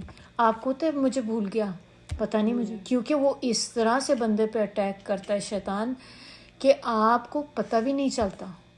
اس کے وار ایسے ہوتے ہیں کہ بالکل آپ سوچ بھی نہیں سکتے کہ وہ کس طرح بندے کے اوپر اٹیک کرتا ہے ان چیزوں پہ. اور اسی طرح وہ انسان کے دل میں برے وسوسے، بری باتیں بھی ڈالتا ہے. بری کسی دوسرے کے متعلق کو برائی والی چیز آپ کے دل میں ڈال دے گا، پھر آپ اسی کو سوچتے جائیں گے، وہ بات بڑھتی جائے گی اور آپ کے دل میں کتنی بڑی ایک چیز بن گئی ہوگی اس کے اگینسٹ. تو یہ ساری چیزیں جو ہیں یہ وسوسے کے اندر آ جاتی ہیں. سب سے اور ہمیں یہ پتہ ہے کہ وسوسہ شیطان سے آتا ہے. شیطان نے سب سے پہلے وسوسہ کس کو ڈالا تھا؟ کس کے اندر؟ آدم علیہ السلام کے اوپر ڈالا تھا وسوسہ. ان کو اس درخت کے بارے میں ڈال دیا تھا. پھر اس کے بعد سے پھر اس نے سارے نبیوں پہ بھی کرتا ہے. آپ کو پتہ ہے کہ ہم سب کے ساتھ ایک شیطان ہوتا ہے. ہر بچہ جو بورن ہوتا ہے اس کے ساتھ ایک شیطان بورن ہوتا ہے. اور اس کے بارے میں کہتے ہیں کہ جب بچہ پیدا ہوتا ہے تو جب بچہ پہلی دفعہ کرائی کرتا ہے تو بیسکلی وہ شیطان جو ہوتا ہے نا اس کو اسٹروک کرتا ہے بچے کو، جس سے بچہ رونے لگ جاتا ہے. اب میڈیکلی دیکھا جائے تو اس کی ڈفرینٹ ریزن دیتے ہیں، لیکن اسلامکلی یہ کہ وہ شیطان اس بچے کو جب کرتا ہے نا، مس کرتا ہے، چھوتا ہے، ٹچ کرتا ہے، تو بچہ رونے لگ جاتا ہے. نبی صلی اللہ علیہ وسلم کے ساتھ بھی شیطان تھا. نبی صلی اللہ علیہ وسلم کے ساتھ بھی شیطان تھا، وہ بھی انسان کیونکہ قرآن میں ہی ہے، ہمیں پتہ چلتا ہے کہ ہر نبیوں کے ساتھ شیطان لگے ہوئے ہیں. تو اسی طرح نبی صلی اللہ علیہ وسلم کے ساتھ بھی تھا، لیکن نبی صلی اللہ علیہ وسلم نے کہا کہ میرا شیطان جو ہے وہ مسلمان ہو گیا تو وہ مجھے تنگ نہیں کرتا. کیونکہ شیطان کہاں سے ہے؟ شیطان کس کی ٹائپ میں سے ہے؟ جنات میں سے. تو جن جو ہیں، سارے جن شیطان ہوتے ہیں؟ جن کی دو کیٹیگریز ہیں، اچھے جن، برے جن. اچھے جن شیطان نہیں کہلاتے، جو برے جن ہیں ان کو کہتے ہیں وہ شیطان ہیں، جو انسان کے لیے برے ہوتے ہیں، برے کام کرتے ہیں، برے خیالات ڈالتے ہیں. تو جو شیطان ہے بیسیکلی یہ جنوں کی ٹائپ ہے، اور جنوں میں بھی جو بری ٹائپ ہے یہ وہ ہے. تو ہم نے دیکھا کہ آدم علیہ السلام کو بھی وسوسہ ڈالا اس نے، پیغمبروں کے پیچھے بھی لگا، پھر اس کے بعد انسانوں کے پیچھے پڑ گیا. ہر بندے کے پیچھے پڑا ہوا ہے یہ. اور یہ کیا کرتا ہے، اس کا پتہ چلتا ہے کہ نبی صلی اللہ علیہ وسلم کی ہی ایک حدیث سے کہ شیطان انسان کے جسم میں ایسے ہوتا ہے جیسے ایسے دوڑتا ہے جیسے پتہ ہے خون گردش کرتا ہے. خون ہمارے پورے باڈی ہیڈ ٹو ٹو تک خون جاتا ہے. اس طرح شیطان انسان کے اندر سرکولیٹ کرتا ہے پورے جسم. یعنی کہ سوچنے پھر اس کا قابو کتنا ہوگا آپ کے اوپر، ہے نا. اگر وہ اس طرح ہمارے بالکل اتنا قریب اندر ہے تو کیسے وہ ہر وقت وسوسے انسان کے دماغ میں ڈالتا رہتا ہے. انسان کے لیے سب سے بدترین شر اگر کسی چیز کا ہے نا تو وہ شیطان کا شر ہے. اس کے لیے کیا پڑھتے ہیں بچنے کے لیے؟ اعوذ باللہ من الشیطان الرجیم. جب بھی آپ کے دل میں ایک دم سے کوئی برا وسوسہ آنے لگے نا، کسی ایون اپنے کسی جاننے والے کے لیے بھی بری فیلنگ آنے لگے کہ اس نے میرے ساتھ ایسے کیا، اعوذ باللہ پڑھنے شروع کر دیں. غصے میں کیا کہتے ہیں کریں؟ غصہ کس سے آتا ہے؟ غصہ بھی شیطان سے آتا ہے. شیطان غصہ دلاتا ہے بندے کو، اس میں بھی اعوذ باللہ پڑھنے کا ہے. اعوذ باللہ پڑھیں، کیوں؟ شیطان سے پناہ مانگیں اس وقت بھی کہ اللہ تعالیٰ ہمیں محفوظ کر دے ان چیزوں سے. یہ جو ورڈ ہم نے پڑھا ہے نا خناس، جو میں نے آپ کو بتایا تھا بار بار پلٹ کر آتا ہے، پلٹ کر آنا، تو اس کے معنی بیسکلی ہیں کہ ظاہر ہونے کے بعد چھپنے یا آنے کے بعد پیچھے ہٹ جانے کے ہیں. یعنی کہ پہلے آپ سامنے آئیں گے، چھپ جائیں گے، پھر آئیں گے، پھر جائیں گے. بچوں کو کہتے ہیں نا پیکا بو کہتے ہیں نا، یہ بار بار آنا، ان کے ساتھ گیم کھیلنا، تو یہ اسی ٹائپ کی چیز ہے. تو یہ خناس بیسکلی نا شیطان کی صفت ہے، اس کی صفت ہے یہ شیطان کی کہ وہ یہ کام کرتا ہے انسان کے آتا ہے. اب یہ ایسا چور ہے شیطان جو ہر وقت دل کے اوپر نا کہتے ہیں گھات لگا کے بیٹھا رہتا ہے بندے کے. یعنی کہ گھات میں نے آپ کو بتایا تھا نا، مطلب جنہوں نے پڑھی ہے وہ سورہ میرے ساتھ، تو مسجد میں ہم نے پڑھی تھی. گھات لگا کے بیٹھا ہوتا ہے، یعنی کہ ریڈی ٹو اٹیک، اور ایسی چھپ کے اٹیک کرنا کسی پہ کہ وہ بندہ نظر نہ آئے. یہ آرمی والے بھی ٹیکنیک یوز کرتے ہیں، یہ جو لوگ ہوتے ہیں فوج میں، تو وہ بھی کیا کرتے ہیں چھپ کے دشمن کی جو نقل و حرکت دیکھتے ہیں، جیسے موقع ملتا ہے تو اٹیک کر دیتے ہیں. ایگزیکٹلی وہی چیز ہے کہ شیطان جو ہے نا گھات لگا کے بیٹھتا ہے کہاں پہ؟ دل پہ. اور آپ کے دل پہ گھات اس نے لگائی ہوئی ہے. کیوں لگائی ہوئی ہے گھات؟ اب مطلب وہ ڈائریکٹ بھی دل پہ اٹیک کر سکتا ہے. گھات لگا کے کیوں بیٹھا ہے؟ کیونکہ انسان جب بھی ذکر سے غافل ہوتا ہے اللہ کے، تو ذکر سے خالی ہو گیا نا دل، وہ خالی اس وقت ہو گیا، آپ نے اس وقت ذکر نہیں کیا، اسی وقت وہ اٹیک کر دے گا ساتھ ہی. گھات لگانے کا مطلب آپ کے دل کے اوپر ایسے، یہ آپ کا دل ہے، یہ بیٹھا ہے اٹیک کرنے کے لیے بالکل ریڈی. جیسے ہی آپ نے بزی ہو گئے کام میں اور آپ کی زبان سے اب ذکر نہیں کر رہا، آئے گا آپ کے پاس، پھر آپ کو کہے گا وہ دیکھو فلاں بندی تمہارے متعلق یہ کہہ رہی تھی، پھر آپ سوچنے لگ جاتے ہیں ہائے اس نے مجھے یہ کہا تھا، پھر آپ کو باتیں یاد آنی شروع ہو جاتی ہیں. جیسے ہی انسان اللہ کا ذکر اس کو ایک دم یاد ہو، میں تو درود پاک پڑھ رہی تھی، یا میں تو سبحان اللہ پڑھ رہی تھی، میں کہاں لگ گئی، میں تو ادھر لگ گئی، اور اسی وقت آپ واپس وہ شروع کر دیتے ہیں اور وہ بھاگ جاتا ہے. کیونکہ جہاں پہ ذکر ہو رہا ہوتا ہے پھر بندہ ذکر کرنا شروع کرتا ہے تو وہ پھر پیچھے چلا جاتا ہے. اس لیے نہیں پیچھے جاتا کہ میں بس چلا گیا اب ڈن ہو گیا، نہیں، وہ تھوڑا سا پیچھے جا کے بیٹھ جاتا ہے، پھر گھات لگا کے بیٹھا ہوتا ہے. جس وقت آپ کی زبان سے وہ ہٹی، ذرا سی زبان غافل ہوئی، پھر آ جائے گا واپس. اس لیے اس کو کہتے ہیں خناس. خناس کا جو ورڈ یوز ہوا ہے اس وجہ سے کہ وہ وسوسہ ڈال ڈال کر پیچھے ہٹتا ہے اور پھر واپس پلٹ کے آتا ہے.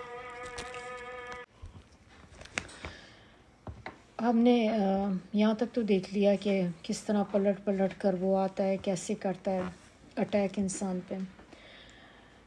وسوسہ جو ہوتا ہے بیسکلی کیوں ہم وسوسے سے پناہ مانگ رہے ہیں. انسان سوچتے ہے کہ وسوسہ تو چلو دل کی ایک چیز ہے، دل میں آ گئی، اس سے کیا فرق پڑتا ہے. برائی کا تو تب تک ہی انسان کا ہے نا کہ جب تک آپ اس کو کر نہیں لیتے. تو وسوسہ بیسکلی کیا ہوتا ہے کہ برائی کی خواہش، بری نیت، برا ارادہ، پھر آپ پکا ارادہ اس کا کرتے ہیں، پھر آپ اس پر عمل شر شروع کر دیتے ہیں. تو وسوسہ بیسکلی لیڈس ٹو شر. وسوسہ از دا بگننگ. پہلے آپ کے دل میں کسی شخص کے بارے میں برا خیال آئے گا، پھر آہستہ آہستہ وہ بڑھتا جائے گا، آپ اس کو وہیں پہ کنٹرول کر لیں گے، کوئی گناہ نہیں. گناہ آپ پہ تب ہوگا جب آپ اس کو عمل میں لے آئیں گے. عمل بغیر وسوسے کے آتا نہیں ہے.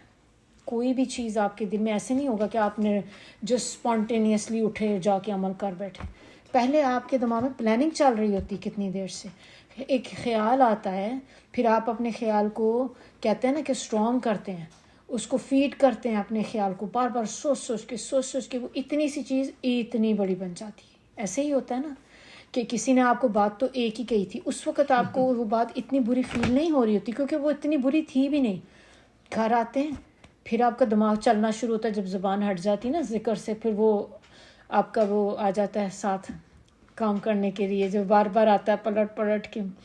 وہ کہتا ہے بھول گئی کل کی بات، کل اس نے کیا کیا تھا، پھر آپ کو یاد آتا ہے ہاں اس نے تو میرے ساتھ یہ کیا تھا، ہاں میں تو واقعی یہ تو میں تو سوچا ہی نہیں تھا کہ اس نے میرے ساتھ اتنا برا کر دیا. پھر آپ اس کے بارے میں کنٹینیوسلی تھنک کرتے رہتے ہیں، پھر آپ اس کو ہر دوسرے تیسرے دن پھر بات یاد آ جاتی، وہ بات آپ کے اندر ہی بڑھنی شروع ہو جاتی ہے. پھر ایک وقت آتا ہے کہ آپ بھی اس سے بدلے کی ٹھان لیتے ہیں. یہ چیز ہوتی ہے کہ وسوسہ لیڈس ٹو شر، کہ آپ اس پہ عمل پہنانا کرنا شروع کر دیتے ہیں اس کو. تو یہ والی جو چیزیں ہیں نا یہ سٹارٹ ہوتا ہے وسوسہ. تو ہم اللہ سے پناہ مانگ رہے ہیں اللہ تعالیٰ بگننگ میں ہی بچا لے کہ ہم ایسی نوبت پہ آگے تک پہنچیں، آپ ہمیں شروع سے ہی بچا لیں اللہ تعالیٰ. شیطان کا تھوڑا سا نا کام کرنے کا طریقہ جان لیں، کیونکہ کہتے ہیں کہ جب آپ کو یہ پتہ ہو کہ آپ کا دشمن کون ہے پریکٹیکل لائف میں اس دشمن کی بات کر رہی ہوں جو کہ فزیکل دشمن ہوتے ہیں، جو ہمیں پتہ ہے کہ وہ بندہ ایک ہمارے بہت پیچھے پڑ گیا ہے، اس نے ہمارے، آپ کی کیا کوشش ہوگی؟ آپ اس کے بارے میں جاننے کی کوشش کریں گے، آپ کو پتہ چلے کہ آپ کا دشمن کتنا مضبوط ہے، وہ کہاں رہتا ہے، کہاں، تھوڑا سا آپ کو ہوگی کہ وہ میرے جان کے در پہ مجھے مارنا چاہتا ہے، تو آپ تھوڑا سا تو اس کے بارے میں پتہ کریں گے نا کہ وہ ہے کون جو بندہ میرے بارے میں یہ باتیں بولتا ہے، یہ کہتا، کہ آپ اس سے بچ سکیں. اپنے بچاؤ کے لیے اس کو جاننا ضروری ہے. تو اب شیطان کے جب تک آپ کو یہ طریقہ ہی پتہ نہیں ہوگا کہ طریقہ واردات کیا ہے تو بچیں گے کیسے اس سے؟ اگر پتہ چل جائے ایسے اٹیک کرتا ہے تو ہم اپنا کچھ نہ کچھ تو بچاؤ میں کر سکتے ہیں نا. تو طریقہ دیکھیں اس کا کس طرح سے ہے. کیا کرتا ہے؟ سب سے پہلے انسان کو اسٹریٹ فارورڈ شرک پہ لے جاتا ہے. پہلا حربہ اس کا یہ ہوتا ہے کہ انسان سے نا شرک کرا دو، اور شرک کی اس کو پتہ ہے کہ معافی نہیں ہے جب تک بندہ معافی مانگے نا. اگر ہم نے کوئی شرک ایسا کیا اور ہم معافی مانگنا بھول گئے اور ڈیتھ ہو گئی تو وہ معاف نہیں ہوگا. اللہ باقی سب گناہ معاف کر سکتے ہیں. اللہ کی رحمت, اللہ کی مرضی, مالک ہے, پڑھا ہے نا ابھی, مالک ہے, اللہ کی مرضی, وہ چاہے معاف کر دے ہمیں, لیکن شرک معاف نہیں کرے گا اللہ تعالیٰ. اتنا امپورٹنٹ ہے. تو وہ پہلی اس کی خواہش ہوتی ہے شرک پہ ڈال دو, کھلے کھلے شرک پہ, کفر کر دو, شرک پہ ڈال دو یہ چیزیں. اچھا یہ نہیں آتا, پھر وہ بندے کو ڈال دے گا. پہلی چیز میں نے آپ کو بتائی کفر, آئیڈلز جو ہوتے ہیں نا, آئیڈل ورشپرز, وہ آئیڈلز کی ورشپ کرتے ہیں, بتوں کی پوجا کرتے ہیں. اگر اس طرف نہیں آ رہا تو پھر وہ نا اس کو کہہ دیں گے کہ اچھا چلو تم نے ان کی پوجا نہیں کرنی نا, تو پھر دیکھو تمہیں کیا پتہ اللہ ہے کہ نہیں ہے. پھر وہ ایتھیسٹ ہو جاتے ہیں. ایتھیسٹ ہوتے ہیں نا لوگ جو اللہ, جو کسی بھی خدا پہ بلیو نہیں کرتے. وہ کہتے ہیں خدا ہے ہی نہیں, یہ بگ بینگ تھیوری سارا کچھ یہ ایک بلاسٹ ہوا تھا, ہر چیز اس سے آئی ہے, دے ڈونٹ بلیو. پھر اس طرف لگا دیتا ہے لوگوں کو, جو ادھر لگ گئے خوش ہو گیا, چلو یہ تو کام پہ لگ گئے میرے. یہ دونوں طرف سے بندہ بچ گیا, نہ کفر کیا ہے نہ ایتھیسٹ ہوا. اب کیا کرے گا کہ وہ پھر لوگوں کو اللہ سے, اس کے رسول سے بغاوت پہ لے آئے گا, کہ وہ ہوں گے تو مسلمان ہی, لیکن یہ ہوگا کہ ان کے دل میں شکوک و شبہ ڈال دے گا. آپ نے کچھ لوگ ایسے بھی سنے ہوں گے جو کہتے ہیں قرآن پہ تو بلیو کرتے ہیں, حدیث پہ نہیں کرتے. ہم حدیث نہیں مانتے کیونکہ آئی ڈونٹ نو ان کی کیا, بہرحال ہوں گی کوئی ریزن ان کی جو وہ کہتے ہیں حدیث پہ نہیں ہم بلیو کرتے. جبکہ قرآن میں اللہ تعالیٰ نے کتنی جگہ پہ کہا ہے کہ میری اطاعت کرو اور رسول کی اطاعت کرو. تو آپ اس کا مطلب ڈینائی کر رہے ہیں اس چیز کو نا. قرآن پہ بھی پھر اس کا مطلب آپ قرآن پہ بھی بلیو نہیں کر رہے. اصل میں آپ کہہ رہے ہیں قرآن پہ کرتا ہوں, آپ قرآن پہ بھی نہیں کر رہے. تو یہ پھر وہ ان کے اوپر آپ کو ڈال دیں گے کہ نبی صلی اللہ علیہ وسلم اور اللہ کے متعلق دماغ میں وسوسے ڈالنے شروع کر دیے دل میں. اب اس میں بھی ناکام ہو جاتا ہے شیطان. اب وہ بندہ اس میں بھی نہیں ٹریپ ہوا. اب وہ کیا کرے گا کہ یہ سارے کے باوجود بھی بندہ دین میں داخل ہو ہی گیا, مطلب اسلام لے آیا, اس کی اتنی کوششوں کے باوجود بھی پھر وہ کس طرف بندے کو چلاتا ہے, بدعت. ہم کہتے ہیں یہ بھی تو کوئی بات نہیں, ثواب ہی ہوگا, مطلب یہ ذکر ہی اللہ کی چیز ہے نا, کوئی بات نہیں. لیکن اگر وہ نبی صلی اللہ علیہ وسلم نے نہیں کیا اور ہم شروع ہو گئے ہیں تو بدعت پہ ڈال دیتا ہے. اور دماغ میں یہی تھیوریز پیش کرتا ہے بندوں کے کہ یہ دیکھ لو, پڑھ تو آخر قرآن ہی رہی ہو نا, چاہے آپ اس کو اس کی ایک آیات میں مبین بار بار پڑھی جا رہی ہو تو, لیکن پڑھ تو قرآن ہی رہی ہو نا. تو کیا ہے اس میں, اور آپ کو خود بھی نہیں پتا کہ پہلے آپ اتنی محنت کری جا رہے ہیں, اپنی انرجی لگا رہے ہیں, سو آپ کچھ نہیں مل رہا آپ کو اس چیز کا. صرف قرآن کو پڑھنے کا اجر ہوگا بس, جو ایک لفظ پہ ہے. ادروائز آپ کو ہو سکتا ہے بلکہ یہ عمل کرنے پہ گناہ ملنا شروع ہو جائے کہ نبی صلی اللہ علیہ وسلم نے تو نہیں کیا اور ہم اس پہ سٹارٹ ہو گئے. پھر آگے بھی بتا رہے ہیں سب کو, یہ پڑھا کرو, اس سے بڑے یہ فائدے ہوتے ہیں, یہ فائدے ہوتے ہیں اس سے بھی بچ گئے لوگ. بدعت بھی نہیں کی انہوں نے. یہ اب سٹیپ بائی سٹیپ دیکھتے جا رہے ہیں کہ ہم نے بڑے لیول سے سٹارٹ کیا تھا کفر سے, آہستہ آہستہ مسلمان تو ہو ہی گیا بندہ, اب مسلمان بھی ہو گیا, پھر اس کے نیچے آ گیا تو اسے بدعت پہ لگا دی. بدعت سے بھی بچ گیا, نہیں کی بدعت اس نے. پھر اب اس کے دل میں نا خیال ڈالنے شروع کر دے گا. پھر کہے گا چھوٹے چھوٹے گناہ ہیں, چلو یہ چھوٹا گناہ یہ کر لو, خیر ہے چھوٹا ہی گناہ ہے, یہ کون سا کبیرہ گناہ ہے, صغیرہ گناہ ہے. صغیرہ گناہ تو معافی ہو جاتے ہیں. جب کہ شیطان کو پتہ ہے, انسان بھول جاتا ہے کہ صغیرہ گناہ بھی جب آپ بار بار کرتے رہیں وہ کبیرہ گناہ بن جاتا ہے. اب وہ بھی معاف نہیں ہوگا. ایک ہی گناہ ہے چھوٹا, وہ جب آپ کنٹینیوسلی کرتے رہتے ہیں تو وہ بھی بگ گناہ بن جاتا ہے. اب اس کی بھی معافی مانگنی پڑے گی, ورنہ وہ بھی نہیں, اس کی معافی نہیں ہوگی. جیسے ہم کہتے ہیں نا صغیرہ گناہ معاف ہو جاتے ہیں, تو صغیرہ گناہ کیسے معاف ہو جاتے ہیں؟ جیسے آپ نماز پڑھتے ہیں, وضو کرتے ہیں, تو ہم کہتے ہیں نا گناہ جھڑتے ہیں, نماز پڑھتے ہیں, رکوع میں جاتے ہیں تو آپ کے گناہ گر رہے ہوتے ہیں, سجدے میں جاتے ہیں گناہ جھڑتے ہیں. وہ گناہ جو جھڑتے ہیں وہ صغیرہ گناہ جھڑتے ہیں, کبیرہ نہیں کبھی بھی جھڑتے. کبیرہ کے لیے آپ کو معافی مانگنی پڑتی ہے, وہ ایسے آسانی سے نہیں معاف ہوتے. اور یہی چھوٹے چھوٹے گناہ کرتے کرتے کبیرہ بن جائیں گے. اچھا یہ ہو گیا, یہ بھی بچ گیا, آپ نے صغیرہ گناہ بھی نہیں کیا, اب اس سے بھی نکل گئے. اب بندہ جو ہوگا, اب آپ پہ کیسے حملہ کرے گا؟ اب وہ یہ کوشش کرے گا کہ اس بندے کو نا عابد بنا دو. عابد کیا ہوتا ہے؟ عبادت کرنے والا. اور ایک اس کے اپوزٹ کیا ہوتا ہے؟ عالم. عابد کے ساتھ ایک اور کیا ہوتا ہے؟ عالم ہوتا ہے. عالم کون ہوتا ہے؟ جو علم حاصل کرتا ہے. عابد، اس کو عابد سے کوئی پرابلم نہیں ہے، وہ خوش ہوتا ہے. عالم کے ساتھ شیطان کو بہت بڑا مسئلہ ہے، وہ عالم کو کبھی برداشت نہیں کر سکتا. اس کی ریزن کیا ہے؟ کہ جو علم حاصل کرتا ہے، جو آپ سب کر رہے ہیں، ہم سب مل کے کر رہے ہیں. اب ہم اس وقت کیا کریں؟ علم حاصل کر رہے ہیں. عابد جو ہوتا ہے وہ بس اپنے کمرے میں بیٹھا ہے، وہ تہجد میں اٹھے گا، نمازیں پڑھے گا، وہ سارا دن جانماز پہ بیٹھا رہے گا، ضرورت کے لیے تھوڑا سا اٹھے گا پھر بیٹھے گا، سارا دن اس کی باتیں چل رہی. اس کے سامنے لوگ برائیاں کر رہے ہیں، اس کو کوئی فرق نہیں پڑتا. اس کے سامنے کچھ بھی ہو رہا ہے، اس کو کوئی فرق نہیں پڑتا. اس کو اپنی عبادت سے فرق ہے. آپ یہ دیکھیں تو بندہ سوچتا ہے اس میں برائی کیا ہے؟ کوئی دیکھنے میں تو کوئی برائی نہیں لگ رہی نا. اس میں برائی یہ ہے کہ نبی صلی اللہ علیہ وسلم بھی یہ کام کر سکتے تھے نا، اپنی عبادت کرتے رہتے، پھر دین کیسے پھیلتا؟ آگے تو نہ جاتا. تو اس لیے اس کو مسئلہ عالم سے ہے کہ آپ کو علم آ گیا. میں نے قرآن پڑھا، ناظرہ ہم پڑھتے ہیں، ہم عابد ہیں. جیسے ہی ہم قرآن کی تفسیر شروع کرتے ہیں ہم عالم ہو جاتے ہیں. ناظرہ پڑھنے سے آپ کو کبھی سمجھ آتی قرآن میں کیا لکھا ہے؟ کچھ بھی نہیں سمجھ آتا. جیسے ہی آپ تفسیر شروع کرتے ہیں تو آپ کو تو اچھا اس سورہ میں یہ تھا، کیا ہوا؟ علم بڑھ گیا. اب آپ کو یہ پتہ چلتا ہے کہ یہ تو میں نے نہیں کرنا، یہ تو غلط چیز ہے، اللہ نے تو منع کیا. اب اسی طرح ایک بندی مجھے ملی تھی، ایک اس نے اس کا بیٹا ہوا تو اس میں پوچھا اس بیٹے کا کیا نام رکھا؟ اس نے کہا رعد.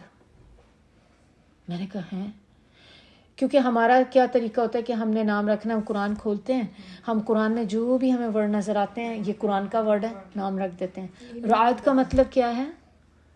تھنڈر. مطلب ایک برے سینس میں، یعنی کہ بہت سخت ورڈ ہے یہ.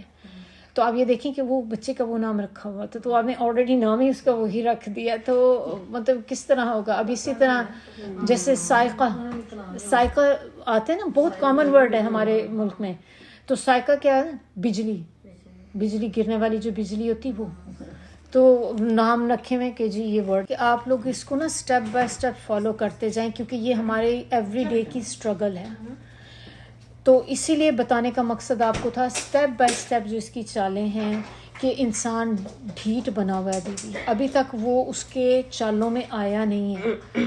تو عالم تو وہ انسان کو کوشش کرتا ہے کہ انسان کا عمل جو ہے نا اپنے حد تک ہی محدود ہو جائے، کہ جو چیز اس کو پتہ چلی نہیں، اب وہ کہتا ہے کہ یہ نا کسی اور کو نہ پتہ چل جائے ورنہ اس کو بھی ثواب ملنا شروع ہو جائے گا.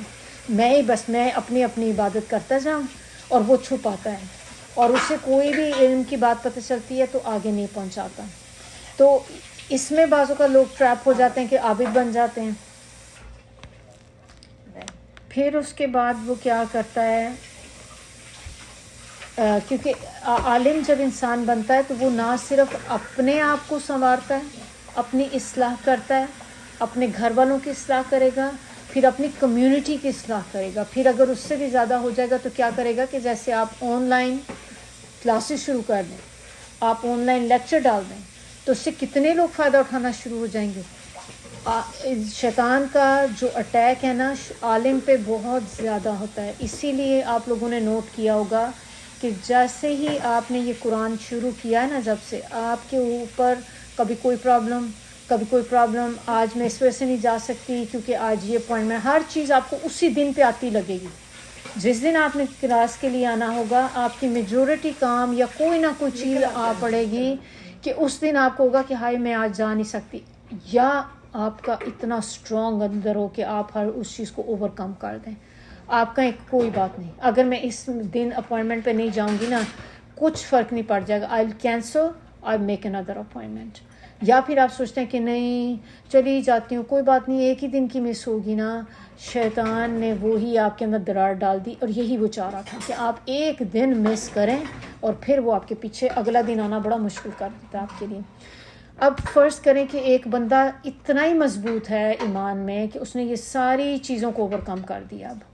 اب کہتے ہیں کہ اس کے بعد پھر تو شیطان جو ہے نا پھر وہ پوری جن اور انس یعنی کہ انسانوں اور جنات کو پوری ٹیم اختیار کر لیتا ہے اس بندے کے اگینسٹ، اور وہ چیز پوری ٹیم اب اس بندے پہ اٹیک کرنا شروع کر دیتی ہے. اب وہ کیا کرے گی کہ آپ نے ساری چیزیں ٹرائی مار لیں، پھر وہ جو اس نے ٹیم تیار کیا نا، وہ جو بندے کے اگینسٹ یہ جانا چاہ رہا ہے شیطان، تو وہ جو ٹیم اس نے، اور وہ ٹیم جو ہے اس میں اس کے انسان بھی ہیں جنات بھی ہیں. انسانوں میں کون ہو سکتا ہے؟ آپ کی فیملی ہو سکتی ہے، آپ کے اپنے دوست ہو سکتے ہیں، آپ کے اپنے بھائی بہن ہو سکتے ہیں. کبھی آپ نے سنی ہوگی یہ چیز کہ جب آپ پڑھنے لگ جائیں اور آپ میں چینجز آنے لگ جائیں تو آپ کے گھر والے خود ہی کہنے لگ جاتے تمہیں کیا ہو گیا، تم نے اچھا کام شروع کری، گھر تمہارا اتنا گندا پڑا ہے، تم بیٹھی قرآن کی کلاسیں لینے چل پڑی، تم بیٹھ کے گھر میں دیکھو، توجہ کرو. آپ دیکھیں کہ کبھی آپ جاب پہ جا رہے ہو، آپ کا گھر گندا، آپ کو کبھی کوئی نہیں کہتا. آپ جاب کر کے آئیں بھی تھکی، ہائے بیچاری تھکی آ رہی جاب کر کے آتی، کوئی بات نہیں، گھر گندا بھی کوئی کر لے گی، کوئی نہیں. ہاں پڑھنے بیٹھ جائیں، پھر آپ دیکھیں لوگ کیسے آپ کی ایک ایک چیز کے اوپر آ کے آپ نوٹ کرنے لگ جائیں گے.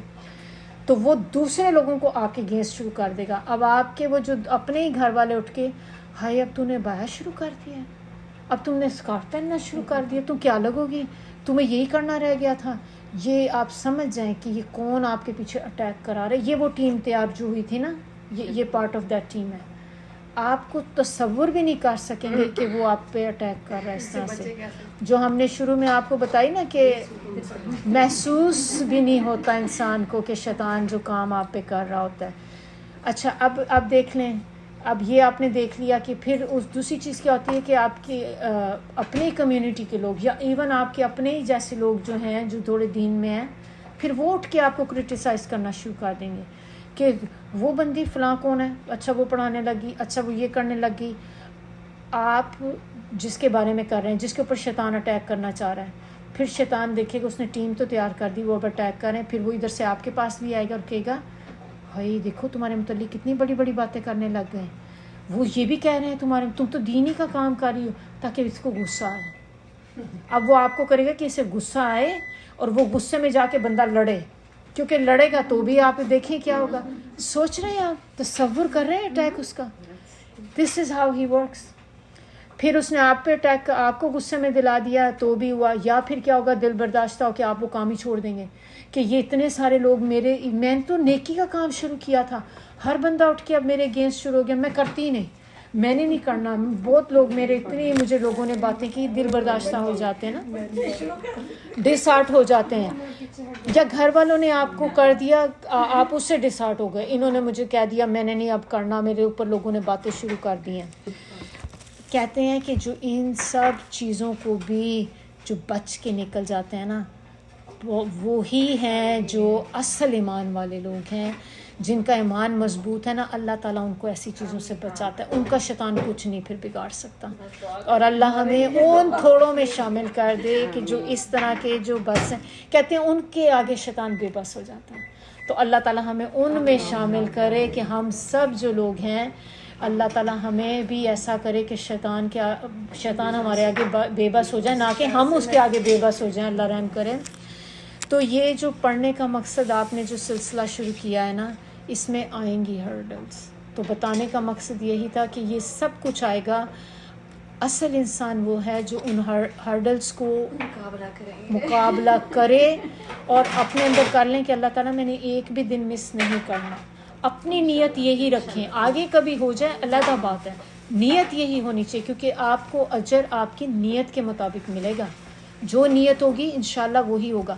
پھر اس کے بارے میں کہتے ہیں جب آپ ڈیلی اس کلاس میں آتے ہیں، پھر ایک دن بائی اینی چانس آپ کی وہ مس بھی ہو جائے، آپ کے فرشتے وہی اجر لکھیں گے کہ جیسے آپ نے اٹینڈ کی ہے کلاس. وہ ویسے نہیں ہوگی جو عادتاً کبھی کبھی مس کر لی، پھر نہیں ہوگا. ہاں کبھی آگے کبھی چھوڑ دی، پھر نہیں. ریگولر آتے ہیں، ایک دن مس ہو گئی، طبیعت خراب ہو گئی، یہ تو آپ کا ثواب لکھا جائے گا اس میں بھی اس طرح. اچھا دوسری آخری بات، آخری آیت ہماری جو اس میں ہے، جس میں ہے من الجنتی والناس. تو یہ کیا جو شیطان ہے، یہ وسوسے جو ڈالتا ہے، یہ صرف انسانوں پہ ہی ڈالتا ہے؟ جنوں پہ بھی ڈالتا ہے، جنوں پہ بھی ڈالتا ہے، انسانوں پہ بھی ڈالتا ہے. تو جو وسوسے ڈالنے والا 2 قسم کے لوگوں کے دلوں میں وسوسہ ڈالتا ہے، ایک جن اور ایک شیطان۔ ہم نے یہ تو پڑھ لیا کہ وسوسے ڈالتا کیسے ہے، یہ پوری ہم نے جو ڈیٹیل پڑھی تھی اس سے ہمیں اس کا پتہ چل گیا۔ پھر اس میں اور کوئی چیز تو ہماری نہیں رہ گئی کہ جنات پہ بھی ڈالے گا، تو ہمیں اسی لیے اللہ تعالیٰ سے اب بات یہ ہوتی کہ بچائیں کیسے اپنے آپ کو، اعوذ باللہ پڑھیں، جو دعائیں ہمیں پروٹیکشن کی بتائی گئی ہیں وہ کریں۔ ایون نماز کے اندر بھی یہ حکم ہے کہ جب وسوسے آپ کو شیطان ڈالتا ہے تو نماز کے اندر بھی اعوذ باللہ پڑھ کے آپ نے اپنا فیس تھوڑا سا، ایسے نہیں کہ ایسا موڑ دیا سلام پھیرنے کی طرح، نہیں، تھوڑا سا ہلکا سا، بالکل ایسے تھوڑی سی کہ آپ کو لگے کہ میری گردن کی تھوڑی سی ہوئی ہے، اور آپ کریں گے تھو تھو کر کے وہی چیز اسپٹل، ساتھ والے کو گیلا نہیں کرنا، جو ساتھ جماعت کھڑی ہے نا، بارش نہیں کرنی، شاور نہیں کرنا، اور وہ کر کے تو اس سے بھی کہتے ہیں اور یہ تب تک آپ کرتے جائیں گے جب تک آپ کو لگے کہ میرے وسوسہ ختم نہیں ہو گیا، بار بار کریں، کیونکہ آپ کی نماز ایسے کوئی فائدہ ہی نہیں نماز کا۔ تو ایون نماز کے اندر بھی یہ الاؤڈ ہے کہ اگر آپ کو وسوسے آ رہے ہیں نماز کے اندر بھی یہ چیز آپ پڑھنی شروع کر دیں۔ دوسری یہ دعائیں صبح شام جو بندہ پڑھ لیتا ہے نا، تو پھر انشاءاللہ اللہ تعالیٰ اس کو سارے دن حفاظت فرماتے ہیں اس کی ان تمام چیزوں سے۔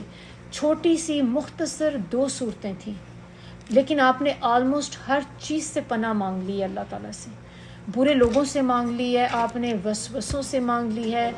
وسوسے جو ہوتے ہیں نا انسان کو آپ دیکھ لیں جہنم میں لے جاتے ہیں، کیونکہ یہ انسان کے اندر شرک لے آتے ہیں، تو اتنا امپورٹنٹ ہے۔ تو دونوں صورتوں کا پڑھنا، اور ہم نے ان کی فضیلت بھی دیکھ لی۔ ایک اور مجھے اس میں بات تھی جو آپ لوگوں کے ساتھ میں کرنا چاہ رہی تھی کہ ایک دفعہ نبی صلی اللہ علیہ وسلم تھے، ان کو نا نماز کی حالت میں بچھو نے کاٹ لیا، اور آپ نماز سے فارغ ہوئے تو آپ نے فرمایا بچھو پہ خدا کی لعنت، یہ نہ کبھی کسی نمازی کو چھوڑتا ہے نہ ہی کسی اور کو چھوڑتا ہے، یعنی کہ نماز کے اندر نمازی کے بھی پیچھے اٹیک کرتا رہتا ہے اور نہ بعد میں۔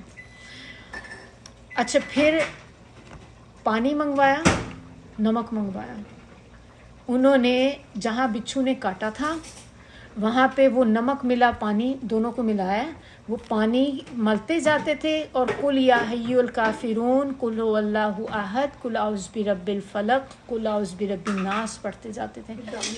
اب اس زمانے میں تو کوئی یہ نہیں ہوتے تھے نا کہ وہ جیسے اینٹی وینمز ہوتے ہیں کہ وہ جس سانپ نے کاٹ لیا تو اس کے کوئی اینٹی ڈوٹ بنایا ہوا ہے، اس کی کوئی دوائی ہے، دوائیاں تو نہیں ہوتی تھیں، اور اسی سے نبی صلی اللہ علیہ وسلم کی ساری تکلیف دور ہو گئی تھی۔ آپ بھی کبھی، اب میں نے بتانے کا مقصد یہ تھا کہ ہمارے بھی چوٹیں لگتی ہیں نا، اکثر کوئی چیز، کسی بھی چیز چوٹ لگے اسی وقت ہاتھ جل گیا، میرا جلتا ہے، جب اکثر ہی ہمارے کچن میں تو بہت جلتے ہیں، تو جلتا ہے نا تو اسی وقت ہاتھ رکھ کے اس پہ آپ اپنے جو ہے سورہ فاتحہ پڑھیں، قل اعوذ برب الفلق، ناس، جو چیزیں یہ 4 ہم نے دیکھی، یہ نبی صلی اللہ علیہ وسلم کی سنت پہ عمل ہو جائے گا، دوسرا آپ کو ثواب مل جائے گا پڑھنے کا، تیسرا آپ کو جو ہے سکون مل جائے گا اس چیز سے، اس تکلیف سے۔ اب میرے بھی ہاتھ جلتا ہے، اللہ کا شکر ہے کہ اب اس کا نشان بھی نہیں پڑتا، کیونکہ آپ فوری پڑھتے ہیں، ساتھ ہی یہ دعا پڑھ لیں اوپر، اللہ تعالیٰ تھوڑی دیر میں آپ کی تکلیف دور ہو جاتی ہے، ورنہ جلے کی جو درد ہے بعض اوقات کچھ دن تک رہتی ہے آپ کو، پھر وہ اس کے اوپر بلسٹر بن جاتے ہیں، پھر وہ اور درد کرتے ہیں۔ اب تو مدت ہو گئی کہ کبھی ایسا نہیں بنا، اللہ تعالیٰ بچاتے ہیں۔ دوسرا یہ کہ اس میں یہ بھی ہوتا ہے کہ ہر تکلیف میں آپ اللہ کو یاد کر رہے ہیں نا، خوشی میں بھی تکلیف میں بھی، تو ذکر ہے، یہ ذکر ہے جس سے شیطان جو ہے دور بھاگے گا آپ سے۔ سبحانک اللہم و بحمدک، نشہد ان لا الہ الا انت، نستغفرک و نتوب الیک۔ سبحان ربک رب العزۃ عما یصفون، وسلام علی المرسلین، والحمد للہ رب العالمین۔ ربنا تقبل منا انك انت السميع العليم وتب علينا انك انت التواب الرحيم۔ السلام علیکم ورحمۃ اللہ وبرکاتہ۔ اعوذ باللہ من الشیطان الرجیم، بسم اللہ الرحمن الرحیم، قل اعوذ برب الفلق، من شر ما خلق، ومن شر غاسق اذا وقب، ومن شر النفاثات في العقد، ومن شر حاسد اذا حسد۔ بسم الله الرحمن الرحيم قل أعوذ برب الناس ملك الناس إله الناس من شر الوسواس الخناس الذي يوسوس في صدور الناس من الجنة والناس